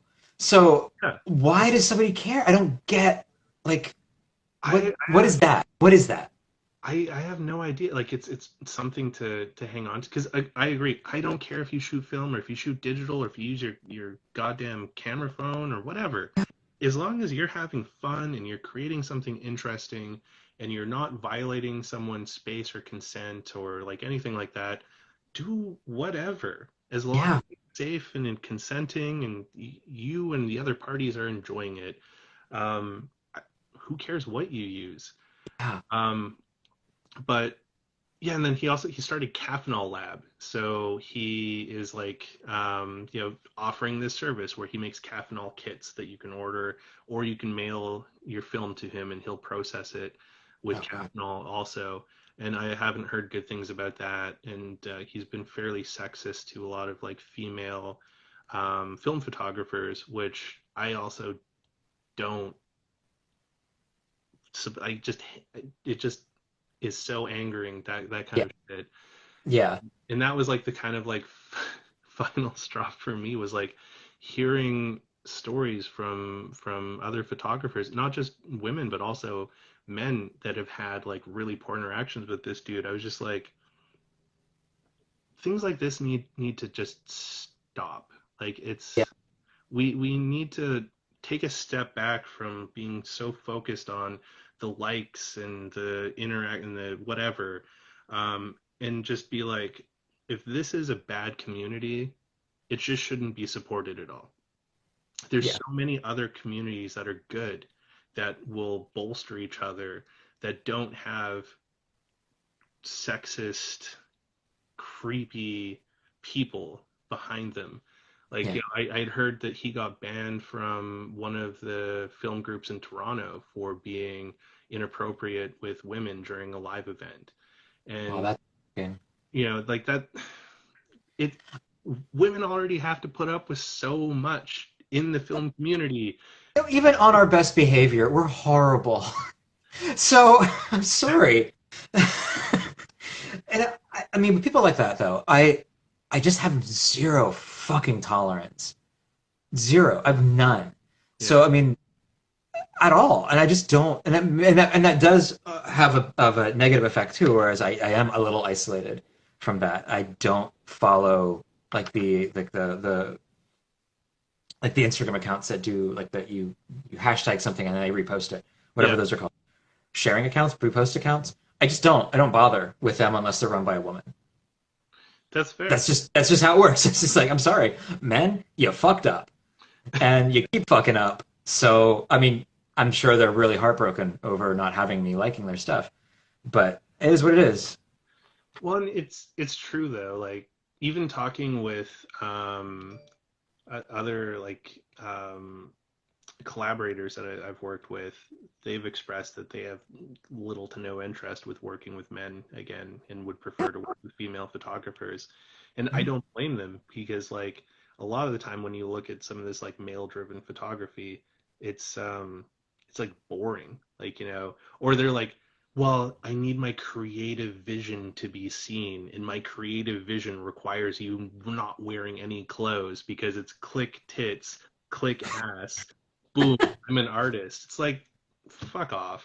Yeah, That kind of shit's boring. it And is. like, And I don't. It's like photographing homeless people. I yeah, don't understand what more you can say about this. Like, what more are you offering? Is there something that we haven't heard before? Is something new that you're doing? No, there isn't. You're not doing that. And the same thing is with, half or all naked women. You generally aren't going to say anything new here. So, best case scenario, just stop. yeah, I agree completely. Like it's, I don't know. We have to do better. Yeah, And but it's easy to do better. it is, well, I mean, it's easy for us to say it's easy to do better because like we're not awful people. So, Speak for yourself. well, I mean, like I'm kind of awful, but like I know when to behave. Like, Sure. I'm a somewhat socially adjusted, maladjusted human being. Um, but like I definitely know right from wrong. Yeah. And I don't know where most of the dudes in the world were when that sort of knowledge was being handed out, but it seems like most of them were absent when that happened. Yeah, to one degree or another. Yeah, like Yeah. it's like I don't know, just don't be a dick. So, I mean, long rant short, Canadian film photographers, fuck you. Caffeinol Lab, fuck you. American film photographers, double fuck you. But especially, Pete's film photography, fuck you. Be better, man. Um, you know, Stop belittling people and just having this sort of like elitist douchebag mentality about film. There's nothing Yeah. special about film. Nothing. Like it's there's a magic to it, sure. That's what draws us into it. But there's nothing that makes you better just because you shoot a film camera. You know, okay, maybe you have more disposable income because you can go spend that money to buy a film camera and buy film and get it developed and do all that stuff. Good for you. Yeah. Hooray. But just because you're doing that doesn't make you better than someone who's shooting a Canon Rebel or their iPhone 8. You know, it's yeah, just fuck you. Yeah, I don't. I mean, when I see like a TV show or a movie shot on film, it's like, oh, neat. That's kind of cool. I like that. That's pretty cool. And that's where it ends. That's where it should end. That seems like a healthy level of interest in what other Yeah. people are doing. Like, oh, I like that. Or I don't, oh, this is digital. Okay, everything is, and oh, that's fine. It makes film more special in a way. Well, and the But only reason I get jazzed about film being used in media at all is that's a good thing selfishly for like us is because Yeah, if media is buying film, that means film companies are going to be that much more inclined to keep making it because regardless of how much film we buy, we're like a drop of piss in the bucket compared to what Hollywood and like everything is using. Like, we really don't matter. And that's why Kodak Alaris is like this every time they do a price increase because they're just like, if you don't like it, who cares? yeah, Other people are buying like, volumes more than you are. So I don't know, shut up or just buy it. yeah, pretty much. Yeah. Pretty much. Yeah. When Cinestill announced the double X in 120, my first thought was, ooh, maybe we'll get some black and white 72 millimeter movies. Would Ooh. be fun. Because Really? everything now is like 16 millimeter. So, ooh, this could be fun. Dude, I didn't think about that. Yeah. If they're making it in 72. So, Well, that's the thing is like they're able to make it because they're buying like the coffins of film. They're not buying because originally they were just buying finished movie stock from Kodak and pulling the remjet off of it. But now they're buying like the full raw stock and making their own, which is why they can do the different formats, which is kind of fascinating. Uh, yeah. but yeah, that would be really cool to see something shot in that. Yeah. Yeah, I didn't even think about that. That's That's wild. where my mind first went, like, ooh, 72 black and white. That'd be really fun. Well, in Douglas Gibbons says here, the lighthouse is shot in double X. Yeah, Yeah. Yeah. and That it looks was beautiful. 16, wasn't it? I think it was 16 millimeter that was shot in. Well, there's 35. There is, but I think it was shot in 16. It's really fucking grainy. Yeah. But he also used like a blue filter, I think, to give it an ortho look. Huh. Yeah. Have you ever played with the Ilford Ortho 80? No, but I shoot X-ray and Arista ortholitho, so I shoot a lot of ortho. Ortho's And pretty the cool. X-ray, what's that? Ortho's pretty cool. What were you going to say about X-ray? Well, the X-ray that I shoot is blue only sensitive, Oh, so that's like tintypes essentially, as far as the emulsion goes. It wow. just captures the blue spectrum and very, very little of the green, very almost none of the green. So X-ray is that just sheet film, or do you get It's it? just I think somebody is making it into 120 at this point, Okay. but I'm not sure how. I mean, I guess buying like huge sheets of it and cutting down. Yeah. But yeah, it's sheets only, and it's emulsion both sides, so it's a huge pain in the ass to develop, and it So scratches when you I'm look at curious. it. So why would it be more problematic to develop since the emulsion's on both sides? Well, if you put it in like a stim and press tank, you will get it won't develop fully on the side that's touching the holder, I guess. And Okay. if you're using the Yankee dip and dunk tanks, which is what I do, there's weird chemical surges that you get that I can't control. It's bizarre. I'm still working my way through that. And if you do it in a tray, you have to make sure it's like either a flat bottom or just put a piece of glass on your tray because it'll scratch the hell out of the emulsion. Huh. Yep, it's a real pain, but when you nail it, it's so beautiful. Have you ever tried the bees reel? The what is it? It's like Burnett photography. Is that Uh, the white one that looks like a PVC pipe? yeah. Okay, no, but I don't think it would work for X-ray because I do think the back is touching a little bit, or at least there isn't enough flow behind it. I looked into that. So do you need to develop the back? Yeah, Okay. yeah, you need to. Otherwise, well, I don't know. I'm not sure how you could not develop the back, or like partially develop it. You can strip it with bleach, I think, after the Oh, fact, okay. Yeah. So you need it to develop because you need it to wash it off so that you can have the negative so be. you can see, yeah, so you can see through Okay. it. Yeah, because well, X-ray film is coated both sides so that you use half the radiation when you're taking an X-ray. Okay. So it's kind of like taking two pictures in one. And that's safer for everybody involved. Though after the animals switch over to digital, we won't have X-ray film probably because most of the X-ray film is being used by vets at this point. Oh, interesting. Yeah, yeah, it is. But there's so many varieties of X-ray film. There's more varieties of X-ray film than there are black and white varieties at this point. Yeah, I've been curious about X-ray film. Like Sarah Jean Accor was Yeah, telling me about Polaroid X-ray film. Like Polaroid. tell her. I don't know what that is. So Polaroid apparently made 8 by 10 X-ray film that it was like instant X-ray film, and it's I wonder. apparently really cool to shoot, just Yeah. black and white. And she has a stash of it, and yeah, so that's like one of the things that I'm curious to check out at some point when I get the rest of my 8 by 10 rig put together because I've got the processor and I've got holders. I just don't have an 8 by 10 camera yet. I wonder if it was military use, like in the field. I'm not sure. Like That it's would make sense. yeah, because they would probably want it instant out Yeah, there. and you could crank it, like hand crank it, and you Yeah. wouldn't even need like we need electricity for the X-ray. So yeah, I don't know. That's bizarre. I need to look into that. That sounds fun. Yeah, I mean like that's what's kind of fascinating with film is there's just all sorts of like interesting Yeah, technologies that have come out of film. Like yeah, yeah.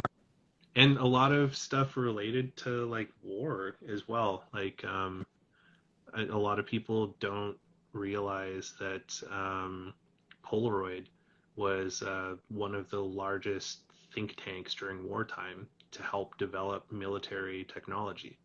Oh, odd. No, I didn't know that. Yeah, so that was where a lot of their money, like the war chest that they had built up, it came from World War II, Hmm.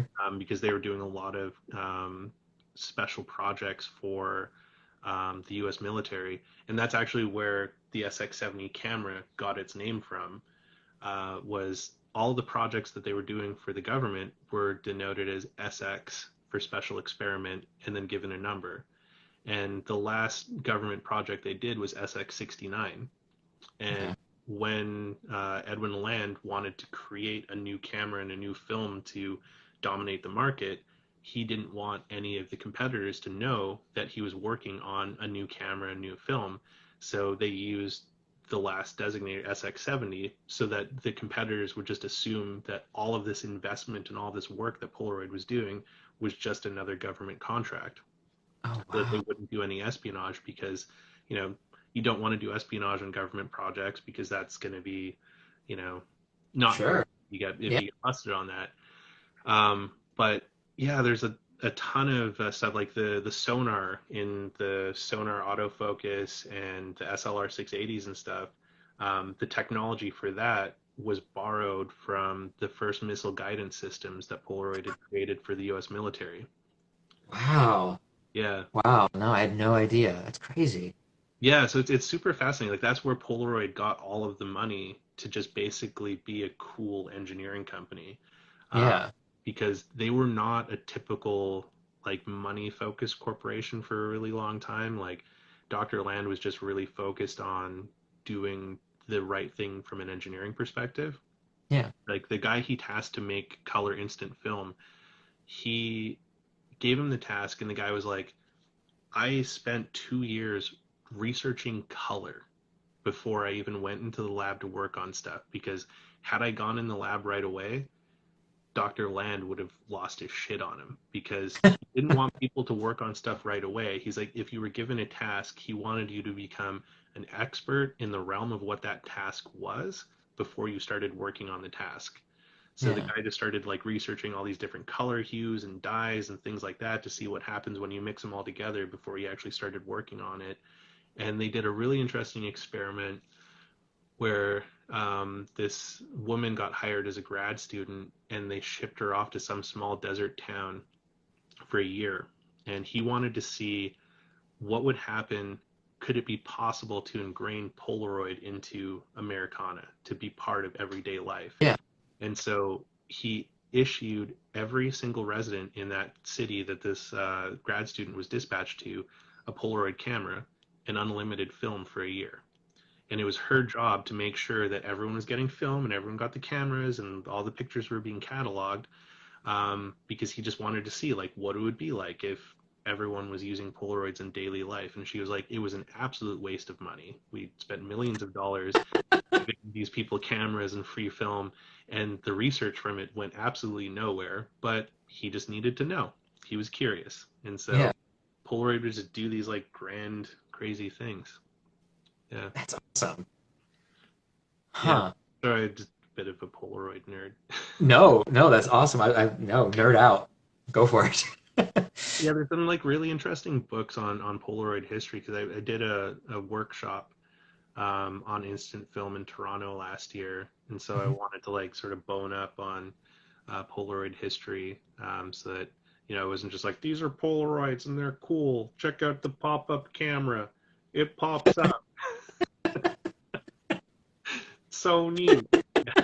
It is like I mean that's kind of what got me into the whole thing was like the pop-up Yeah, camera, um, but it was just like it was fascinating to learn where it all came from and yeah, just the brilliance of Land. And it's just like he was an example of what to do when supporting everyone in a community that you're building. So he paid everyone well. mhm, He tried so many times to get unions into Polaroid, and it just never happened. A lot like Kodak. Kodak was the same way. They could never get a union into Kodak just because George Eastman took care of his staff very yeah, well, and similar to Dr. Land. But he was also like one of the early adopters of like equal opportunities for everyone. So he actually hired a lot more women out of universities than he typically did men. But he just like doesn't matter what sex you are. If you've got a yeah, great brain, I want you here because yeah, more brains the better. Um, yeah, we need more people to be like that. Doesn't matter what sex you are. If you can contribute something great, then do it. yeah, Yeah. yeah. It would be nice. It's weird. Yeah, it's we still don't do that. No, it's like it's as much as we herald all the advancements that we've achieved and we've accomplished and done, have we really achieved super greatness or whatever? Because like you look and it's like we're still hella racist, we're still hella sexist, we're still taking land away from people that we shouldn't be. Like look at what's happening in Palestine with Israel right now, and Yeah, most of our governments are like, "Good job, dude." very much. Yeah, Like Israel has a right to defend itself. you're kind Yeah, of late to the game. Like we did this years ago. Yeah. I mean, come to the club. yeah, Yeah, and many of us, a lot of us, are still pretty financially not great. dude, not Which, not even close. yeah, which we should be. We Yeah, should be. You like know? there was an article that Kat was telling me about where America was listed as a failed democracy. Yeah, I mean, in a lot of ways, of course, the people who are trying to make it fail would say it's not a democracy, it's a republic, because you want to get rid of democracy. Yeah, Why? But yeah, yeah, yeah. But I mean, in the little world that we can be part of, in this ecosystem of photography that we're all part of, I think we all play a part in making this community safe and welcoming to each other. And absolutely. um, like I'm sure like you've had great experiences and you probably pay it forward where you can to welcome new people into it. Yeah, I mean, yeah, I as much as I can, I am very, isolated sometimes. But yeah, I do. Well, the people that we interview, we don't chase like nothing wrong with these people, but like Jason Lee, for example, we don't chase after trying to get nothing. He's the first name that popped in my head. We don't try to chase after people who are going to get us lots of listens. We want You know people what's to. funny though? Jason didn't get that many listens when I interviewed him. Hmm, He was huh? one of the more popular ones. Odd. Um, and that wasn't a fame chase either. Like Jason's a pal. Um, Yeah, I yeah, I was I've yeah, I was I've been well, we had followed each other for a while a few years ago. He's back, so he's probably following you again there. He kind of goes off and on the He gram. does. Yeah. Yeah. He's a unique man. Uh-huh. Yeah. Um but yeah, like the chasing the likes thing, like I can feel that, you know. Yeah. It It's hard. I mean, look, we had Pete Halverson on, who was probably the as far as likes and like followers go. He's like an ambassador for he does like a lot of the Kodak photo walks. He did when we could do those things, and he's a really big beach photographer. And he shoots film mostly digital. He's a commercial photographer. Lots and lots of followers. Great guy, and he was probably the biggest person that we had on, and far from the most listened to episode. And so when we got him on, like we got him on because he was Vanya's friend, and we figured, oh, we're going to get like a lot of new listeners from this. This will be an interesting thing, and it didn't happen. Like we got no bump at all. We didn't get that Halverson bump, and it really solidified for us. Like, oh, we don't need famous people. yeah. We just don't need them. So we're just going to interview people who we want to talk to and kind of be selfish about it. Well, I mean, dude, being honest, you got more interaction than Jason Lee as well too. So it really isn't about the fame of the person, and that's something that I've made a point of doing the chats here too. Is I don't care about getting famous people on here.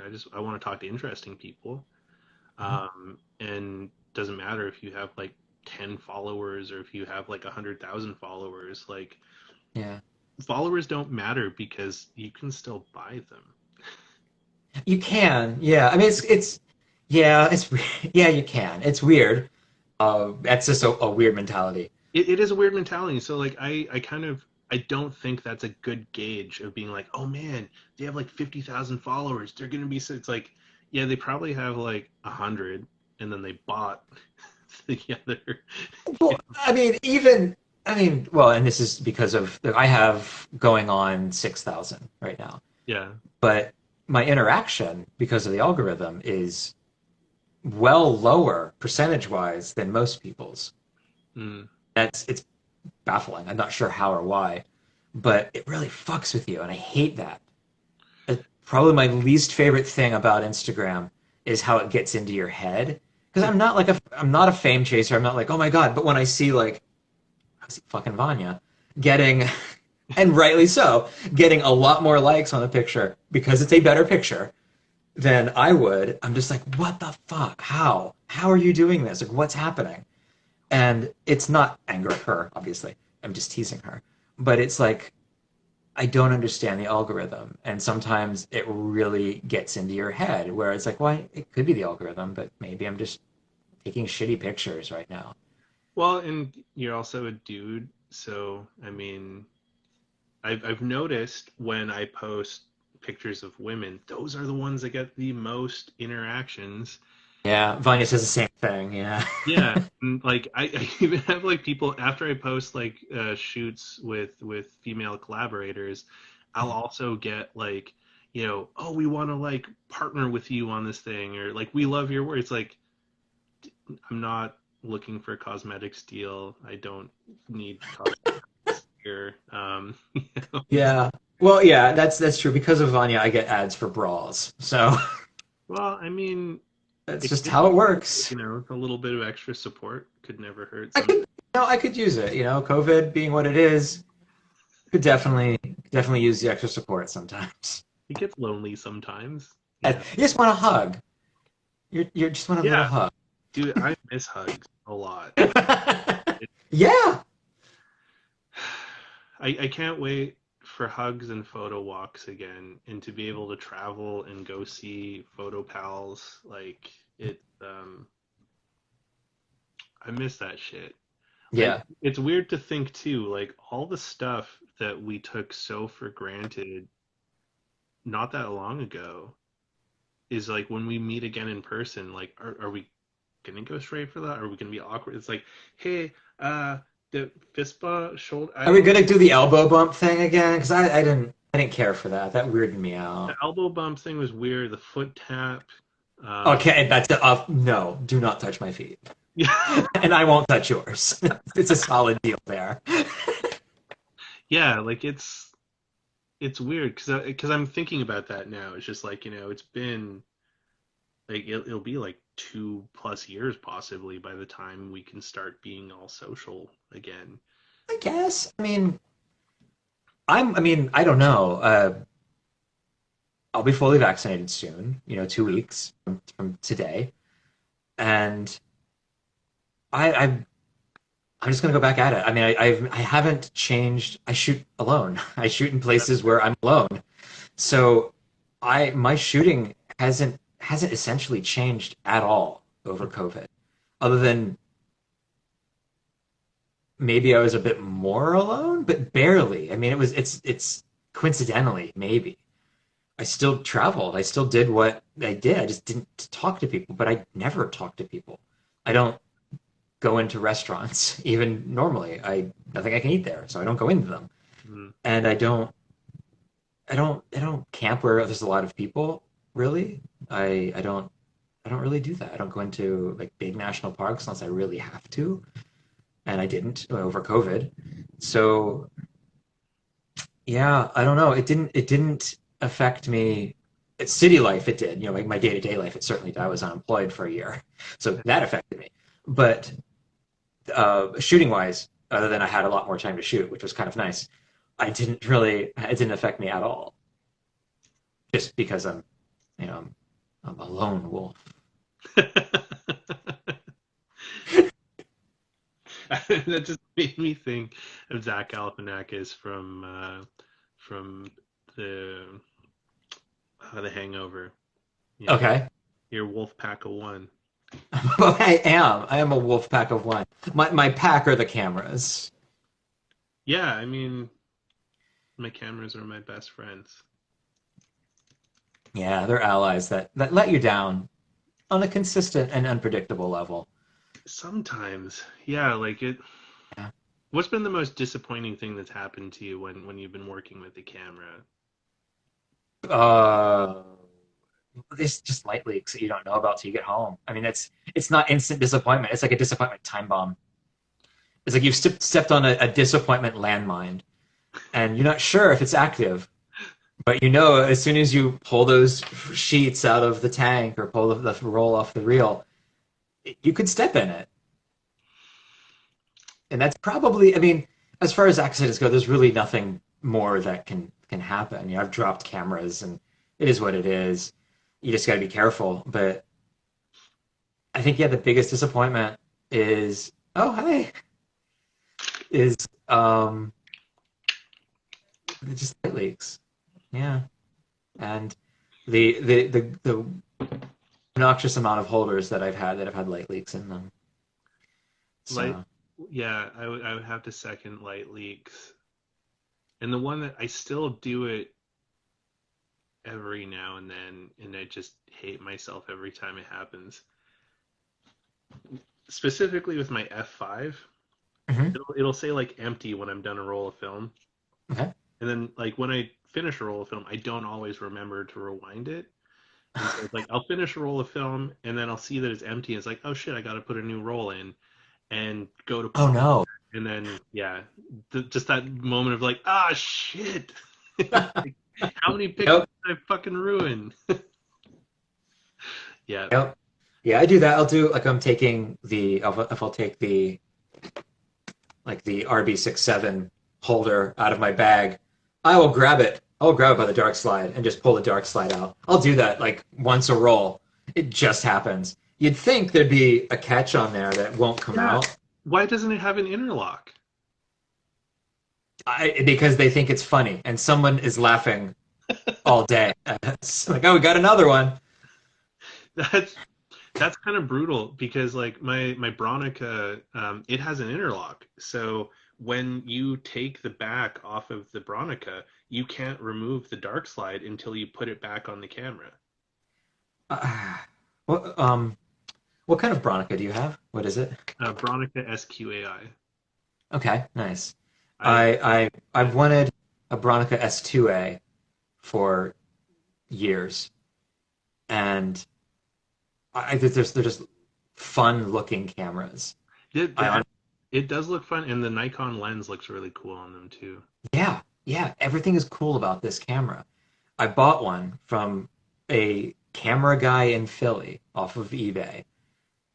He went through it, it looked beautiful. It got to my house, it looked like it had been run over, but I figured, well, he probably packed it well, so it should be okay, double boxed and packing peanuts and all that stuff. It was a priority mailbox and just wrapped once in bubble tape, bubble wrap, and it Uh, fucked up. It was bad. It was really bad, and it was right before. And this is old guy bitching about camera prices. It was right before Bronicas got cool or something, and the price jumped. The price doubled like a year and a half ago for some reason. yeah, It was right before. It was like right before it. I returned it, got my money back, went to buy another one, and they were like $600 now. I'm like, what happened? yeah. I think it was because like Willem Verbeek made a video on them or something. I don't know who that is. I'm sorry. Some fucking YouTuber. Is a YouTube guy? I don't. I'm just not on YouTube for that for camera stuff. I'm on YouTube. And not me personally. I watch things on YouTube, but it's mostly stuff like live feeds of eagles' nests and the Iceland volcano. I mean, the Iceland volcano. It sounds more. I get sucked into clips of Columbo. I can see that. I don't know why. I've been on a Columbo kick for like the last. I can see that. Yeah, it makes sense. Yeah. That commercial, like old commercials, we use old commercials in Dev Party, and so we'll have like, and you'd think it'd be old camera commercials, but FPP has that market cornered, so we don't go there. It's just random old commercials from my childhood. Man, there were some good commercials back then. There were some good commercials that we remember. They were probably not good commercials. The, We have, it's the only one that I can remember right now, thinking of like old commercials, is the My Buddy one. Do you remember that one? oh God, yeah, My uh-huh, buddy, my my buddy, buddy, my my buddy buddy. and me. Yeah, yeah. Vanya keeps wanting me to use that one, and I'm just like, I don't know. It's gonna get in my head and just stay there forever. I don't know if I can do that, but It, I probably will. it's something that lives rent free in my brain, and I don't want it to. Oh, Yeah. no. The one I just edited an episode just like right before we started talking, and we use the honeycombs big. Yeah, yeah, yeah. It's not small. No, no, no. That one. And that has been in my head the entire time. When you were talking, we're talking about very serious things. In the back of my head, honeycombs big. Yeah, yeah, yeah. Like, shut up, stop talking. Oh Yeah. my God.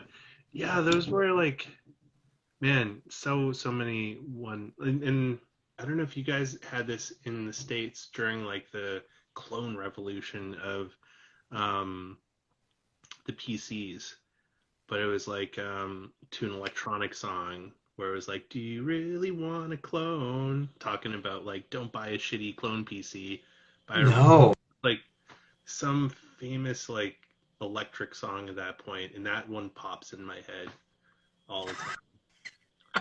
Yeah. Or like Sleep Country Canada, why buy a mattress anywhere else? It's just a good question.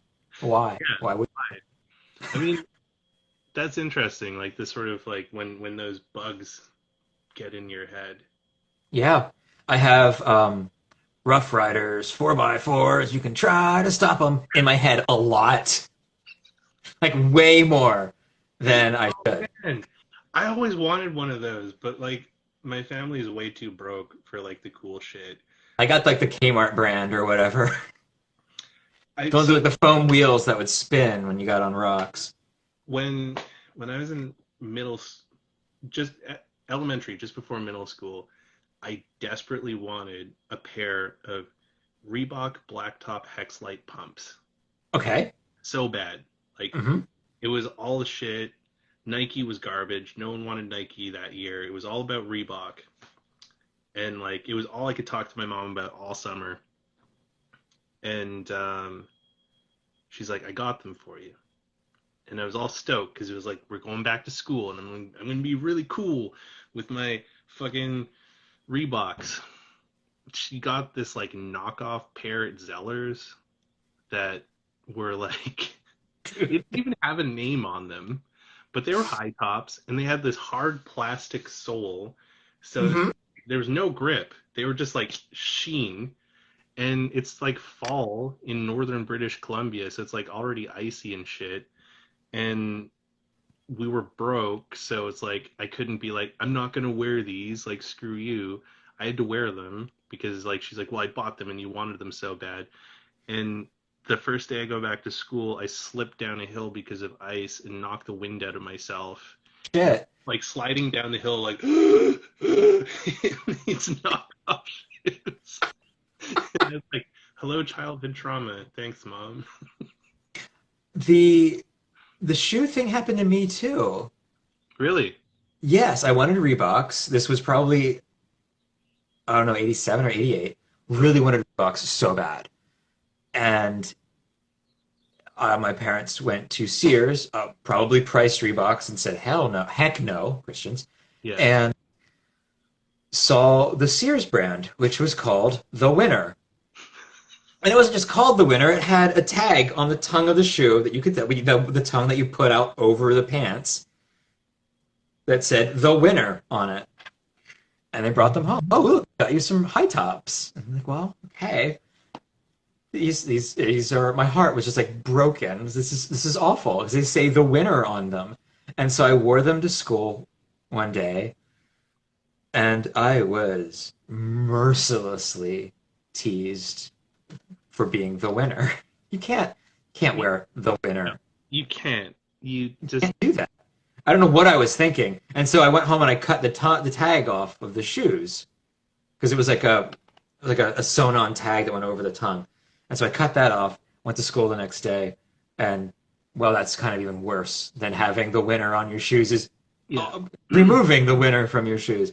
It was awful. It was it The was really damage was bad. already done. You It can't. was. It was. But that said, the winner in the 70s may not have been a cool shoe. I don't know. But Converse made them, and they look pretty awesome. Like if you search like the winter 1970s Sears shoes or whatever, the designs that they had come up are total they're Converse, but they're Huh. like cooler 70s colors, really cool shoes. But they didn't say the winner on them also. So Well, I mean, that's the same thing as I don't know if you ever had the Levi's incidents where it's like you tell your parents you want Levi's and they go buy them, but they buy the orange tag and you're like, I can't go to school in the orange tag because like only Hicks wear the orange tag, like, you know. no, I don't. I got Lee's. That Okay. was it. Because there was a Lee's outlet mall or outlet store in an outlet mall close by, sort of close by, probably not close enough to justify going there, but, whatever. And so I would get like, $10 irregular Lee's with like one leg was like an inch longer than the other. One didn't have a pocket on the back or something. I mean, so I think these are the stories that form us. Oh God, yeah. Yes, I have the scars from the winter. Absolutely. I like that one, the winner. The That's winter. Yeah. well, it's interesting to. I was reading um, a thing where someone was talking about how um, the generations today um, are maybe not learning some lessons that our generations did because there's so much more information available now. And how, like, when we were younger, um, we watched a lot of shows that weren't really geared for us because it's just what was on. Yeah, And sure. so we sort of absorbed this information that wasn't really quite for us at that point, but like sort of steeped into our minds. And so we learned lessons earlier on than we should have that, you know, some people may not be learning today because like they're not subjected to, well, just flick through the channels and find something that seems more interesting than the shopping network or, you know, the Yeah. guide channel. Yeah, I guess. And they're learning different lessons. I think they're learning lessons that we should have learned as well. That's true. Yeah. They're definitely learning a lot. Consent is a big thing that it just wasn't. I mean, it was kind of understood, sort of, in Yeah. like a don't be a dick way, but it wasn't like very specific. Like being a dick to a guy and being a dick to a girl, two different things. Well, it was like boys will be boys and be a Yeah. man kind of shit. And I just, Yeah, there was a lot of that. Not in my family. My dad was actually really good with that. He okay. was always like, men should be able to cry, men should be able to show their feelings. And he was, a last child, so that he was like the youngest, so maybe that's why he's that way. But he did. That was really driven, and for being like a right wing Christian family, that's rare. That Yeah. Kind of I rare. got that weird focus on the family thing, whereas don't be gay, and also the it's okay for guys to cry. So it was a really weird line I was walking through adolescence. Yeah, it's okay to cry as long as you don't have a dick in your mouth. Yeah, I mean, Yeah. it's just harder. Sorry. I mean, that could be taken several different ways. I'll just leave that there. Brandy says, but I wouldn't want to be a kid now. Too much social media bullying and anxiety. Literally cannot escape that shit on any level. And I agree. I mean, even as Yeah, like we face that social media bullying, um, it's scary how social media can be used as such a negative tool with little repercussion from it yeah, and no way to really stop it. And like I think that's why, circling back to like my rant earlier on, it's more important anytime than ever for us now to speak up about bad actors in our communities to yeah. help prevent that and to make this a safe place where we welcome anyone to come in and share what they think is cool or ask questions without feeling dumb about them. Because I mean, we all didn't know what we know now at some point. We all Yeah, started. we didn't know it wasn't 120 millimeters. At some point, we Oh, all thought it was 120 millimeters. dude, like probably 65, maybe 70% of the 120 that I've shared on my account, all is hashtag 120mm because I didn't know. Yeah, Yeah. yeah. And I'm not going to go back and change all. I'm just going to own that shit. I didn't know. Because it does not matter, even a tiny little bit. It doesn't. If this is what you're upset about someone being wrong about, that's on you. Yeah, That's a it's you not problem. me.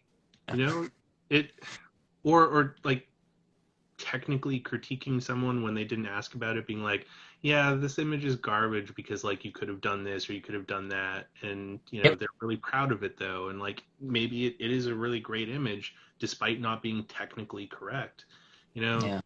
Yeah. Unsolicited advice is always wrong. yeah. Yep. If someone wants critique, yeah, absolutely. But if you're finding yourself critiquing somebody who didn't ask for it, you're an asshole. That's just how it works. Sorry, you're an asshole. You may want to look into that. If you are technically correct about a lot of things that nobody asked you about, maybe an asshole. And Yeah. well, maybe not the critiquing thing, but we all do in the unsolicited advice thing. We all at least are tempted to do it, maybe. Um, Yeah, I think it's part of like human nature, like especially if Probably. you're talking to someone and they're struggling with something and you just feel inclined to be like, I can help. And Sure. Yeah. I mean, you have to feel that out. I mean, that's case yeah, by case. But when it's just like, oh, you did this wrong. Shut up. yeah, don't be an, you Just know, shut up. maybe they just enjoy it that way. Yeah. Or maybe they don't want to hear it, or they're in a place where it doesn't matter to them, maybe, you Yeah. know? Or if it really, really matters to you, you can feel it out. If it's just bothering you, you're kept up late at night over what somebody posted on the internet about with a picture, maybe get to know the person a little bit. And then, have a relationship with them and talk to them a little bit and get to know them. And then, if you I still mean, feel to do that, bring it up. this could also But, be a really great realm to mention therapy. oh, You know, if you get really upset about things on the internet that you can't control, um, a therapist can help. Yeah. That is true. Yeah, that is true. It may be covered under your health plan. Who knows? If you have one, yes, Yeah. it might be. All right. Yeah. I thought there are Americans in the crowd, so Yep, yeah. you're looking at Uh, one right there. yeah. Or maybe you can just like talk to a stranger. Yeah, yeah. You know, the next time someone's like, "Hey, you got like $5?" It's like, "I do if you have 10 minutes." Let me unload to you about what happened on Let the me tell internet. you, this guy Kevin on the internet, he posted this photo, and oh my God, the exposure was wrong. If only he bracketed it, and he used the wrong lens, and it wasn't shot on a Leica, and Yeah, yeah. God, I can't. It must be so horrible being like that. Like you're miserable all the time, right? I couldn't imagine. Right? Yeah, I mean, you have to be like I love my parents, obviously, but my mom, she's angry constantly, politically, just constantly. Like, why? Like, you don't have to live like that. You can, be concerned about things, even we don't agree on things, and that's what it is. You can be concerned about them without just letting it dominate your life and essentially ruin relationships and ruin your life in a lot of ways. Also get off Facebook. yeah. I mean, It's a good start, maybe. I only have Facebook to stay in touch with some family and friends, but I don't use it as something to share about my life.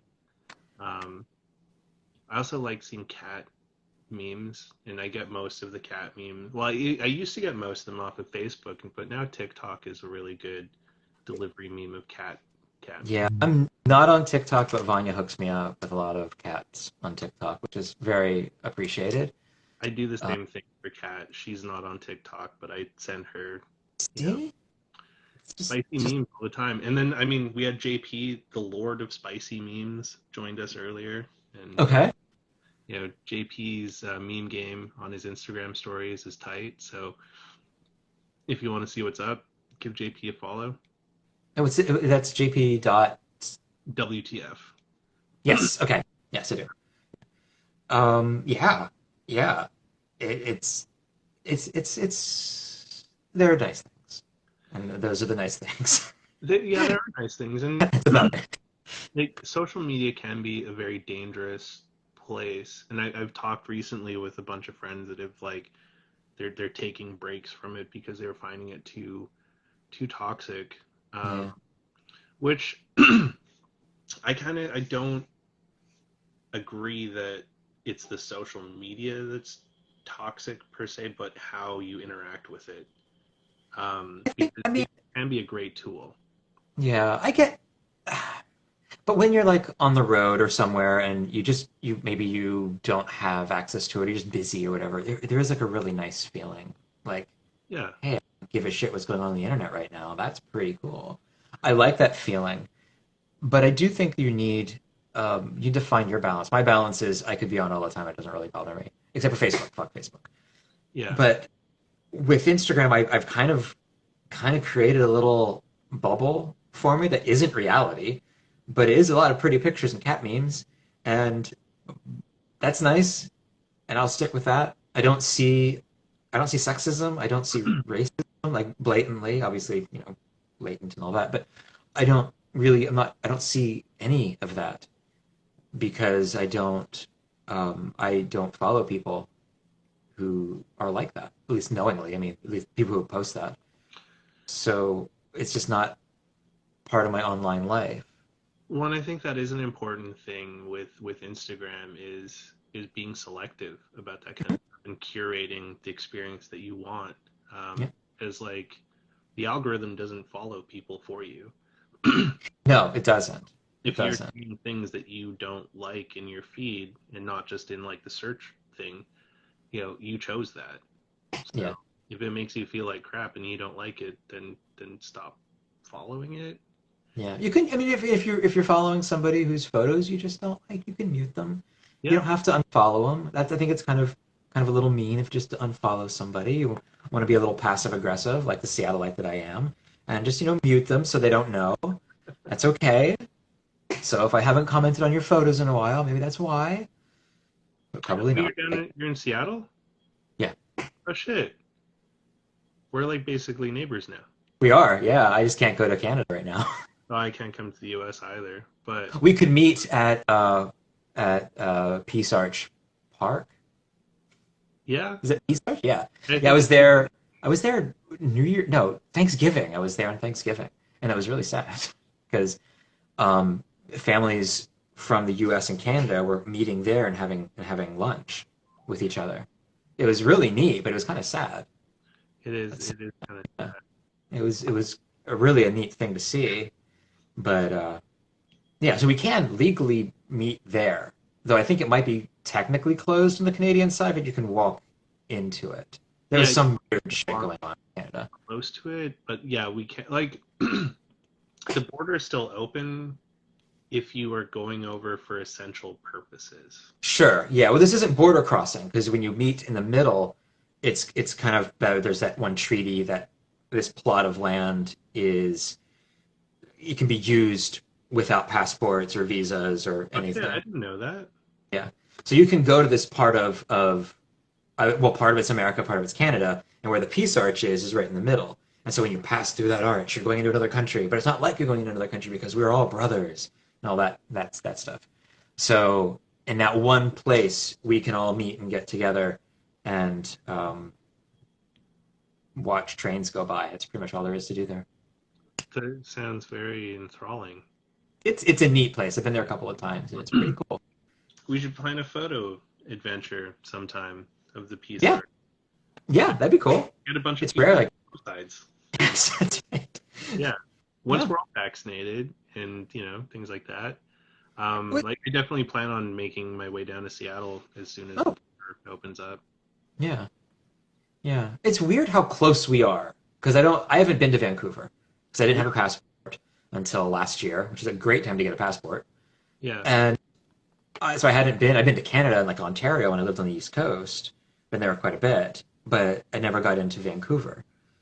So or across the border at all. And it's weird thinking that like really fucking close to me compared to like where I usually travel, which is like 3 or 4 hours away. Yeah, and Vancouver is interesting because it's kind of like Seattle, but it just smells more like weed. More like weed than Seattle? That's impressive. Well, maybe now that like it's kind of legalized there, Oh, but it's totally legal. the Yeah. last time I was in Seattle, it wasn't. Okay. And I was like, this seems like a lot like Vancouver, except there's like not as many homeless people and it doesn't smell like pot. We have a lot more homeless people now, and there's a lot more pot. So you'll be right at home. Basically, just like Vancouver. Cool. Yeah, Yeah. exactly. We're maybe a little colder to you. Yeah. We won't talk. We won't talk to you. And that Seattle thing kicks in when you're like, we should meet up for a photo get together. I'm just like, uh, well, see about that is but of course, absolutely. Yeah. We But still, like, I don't. We just don't. We aren't that. I think it's changed a little bit in the past few years, but we generally are. We don't talk to each other, and when we do, we don't mean it. It's called the Seattle Freeze, and people say it's not real, but it is. I make Brandy sure. says you're not making Seattle sound great right now. Wait a second. Oh no, I'm sorry, Brandy. When you get here, you will bring the Southern charm and Southern wonderfulness, and and in all seriousness, absolutely cannot wait for that. Yeah, Because because I am East Coast, so I am friendly. I am outgoing. I do smile and wave at people when I walk when I walk past them on the sidewalk or on the street. I don't now, but my instinct from being raised that way is you wave to people, yeah, which is why I like traveling in the Midwest. Because when you're on like these ranch roads, these old roads, you pass somebody, you wave to them, and that's so cool. I Even like though they're like in the car, passing in a car, you just wave to them. It's so cool. yeah. The Midwest is cool. I Oh, I love the Midwest. like to explore it a lot more. It's worth exploring. Maybe I wouldn't live there, but it's a really wonderful place to explore. Yeah. Well, I mean, if you ever want to visit Vancouver, you have an Mhm, open I do. invitation, and I'd be happy to show you around. My place is not huge, but you're welcome to pop a squat in my kitchen. And yeah, I would do it. I'm getting a blow up bed at some point, so Oh, sleeping bag is fine. I usually sleep on rocks, so I'm usually tenting. So like literally any roof over my head at all is better than what I usually have. well, anytime you can come up to Vancouver safely, you're more than welcome. Awesome. That's so cool. Thank you. And likewise here, we've got spare room, but the TV room that has a sofa, couch, sofa, bed in it. More than welcome to. Sweet. I mean, Yeah. I have a ton of people I'd like to visit in that area soon, like John Erickson, who is a Lord Richard Head on Instagram, great Polaroid photographer. He's up in that area now, so I want to go catch up with him and a few other people. So I will definitely take you up on that. Awesome. Awesome. It's a cool town. I spent the winter shooting it, which is something I'd never done before. Actually, like the industrial sections of the city. Love it. I fell in love with Seattle again, which was nice because I was kind of hating on it for a while. But I enjoy Seattle quite a lot. Yeah. Well, I think you've redeemed yourself in Brandy's eyes there, hopefully. So, no, I hope so because there is. I mean, I mostly leave the city to shoot, but it doesn't make it a not nice place. We've got things here, I'm sure.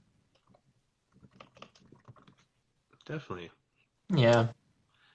Well, I really appreciate you spending all this time with me. Yeah, thank you. I This is think this has been the longest episode so far Oh, on. I'm guilty of that sometimes. I No, no, no, apologize. dude. I thoroughly enjoyed it. It was great chatting with you. It felt extremely natural, and I feel that it was engaging for people out here. Yeah, I hope so. Yeah, we seem to have kept a lot of folks watching anyway. That's kind of cool. Yeah, yeah, and then this will get posted up on on YouTube and eventually on podcast because I've been ripping the audio and putting them onto Apple and Spotify. So if you're listening on there, thank you for tuning in, and for everyone that's stayed with us so far, thank you so much. Appreciate all y'all. And next week we are going to have Chrissy Wu joining us, Wootography. Oh, Um, okay. thing. Okay. I will. Yeah, that's rad. Yeah, I mean, it's kind of a back and forth because they interviewed me on Classic Camera Revival. Oh, okay. Yeah. Yeah, so it'll be fun to have her on. But thank you so much for spending some time with me. No, thank you for having me. It's been real fun. Of course, and look forward to catching up with you in the real world. Heck yes. All right. Well, All stay right. safe out there, and wash your hands, and don't be a dick. I will do my best. All Okay. right. Okay. Bye. Bye.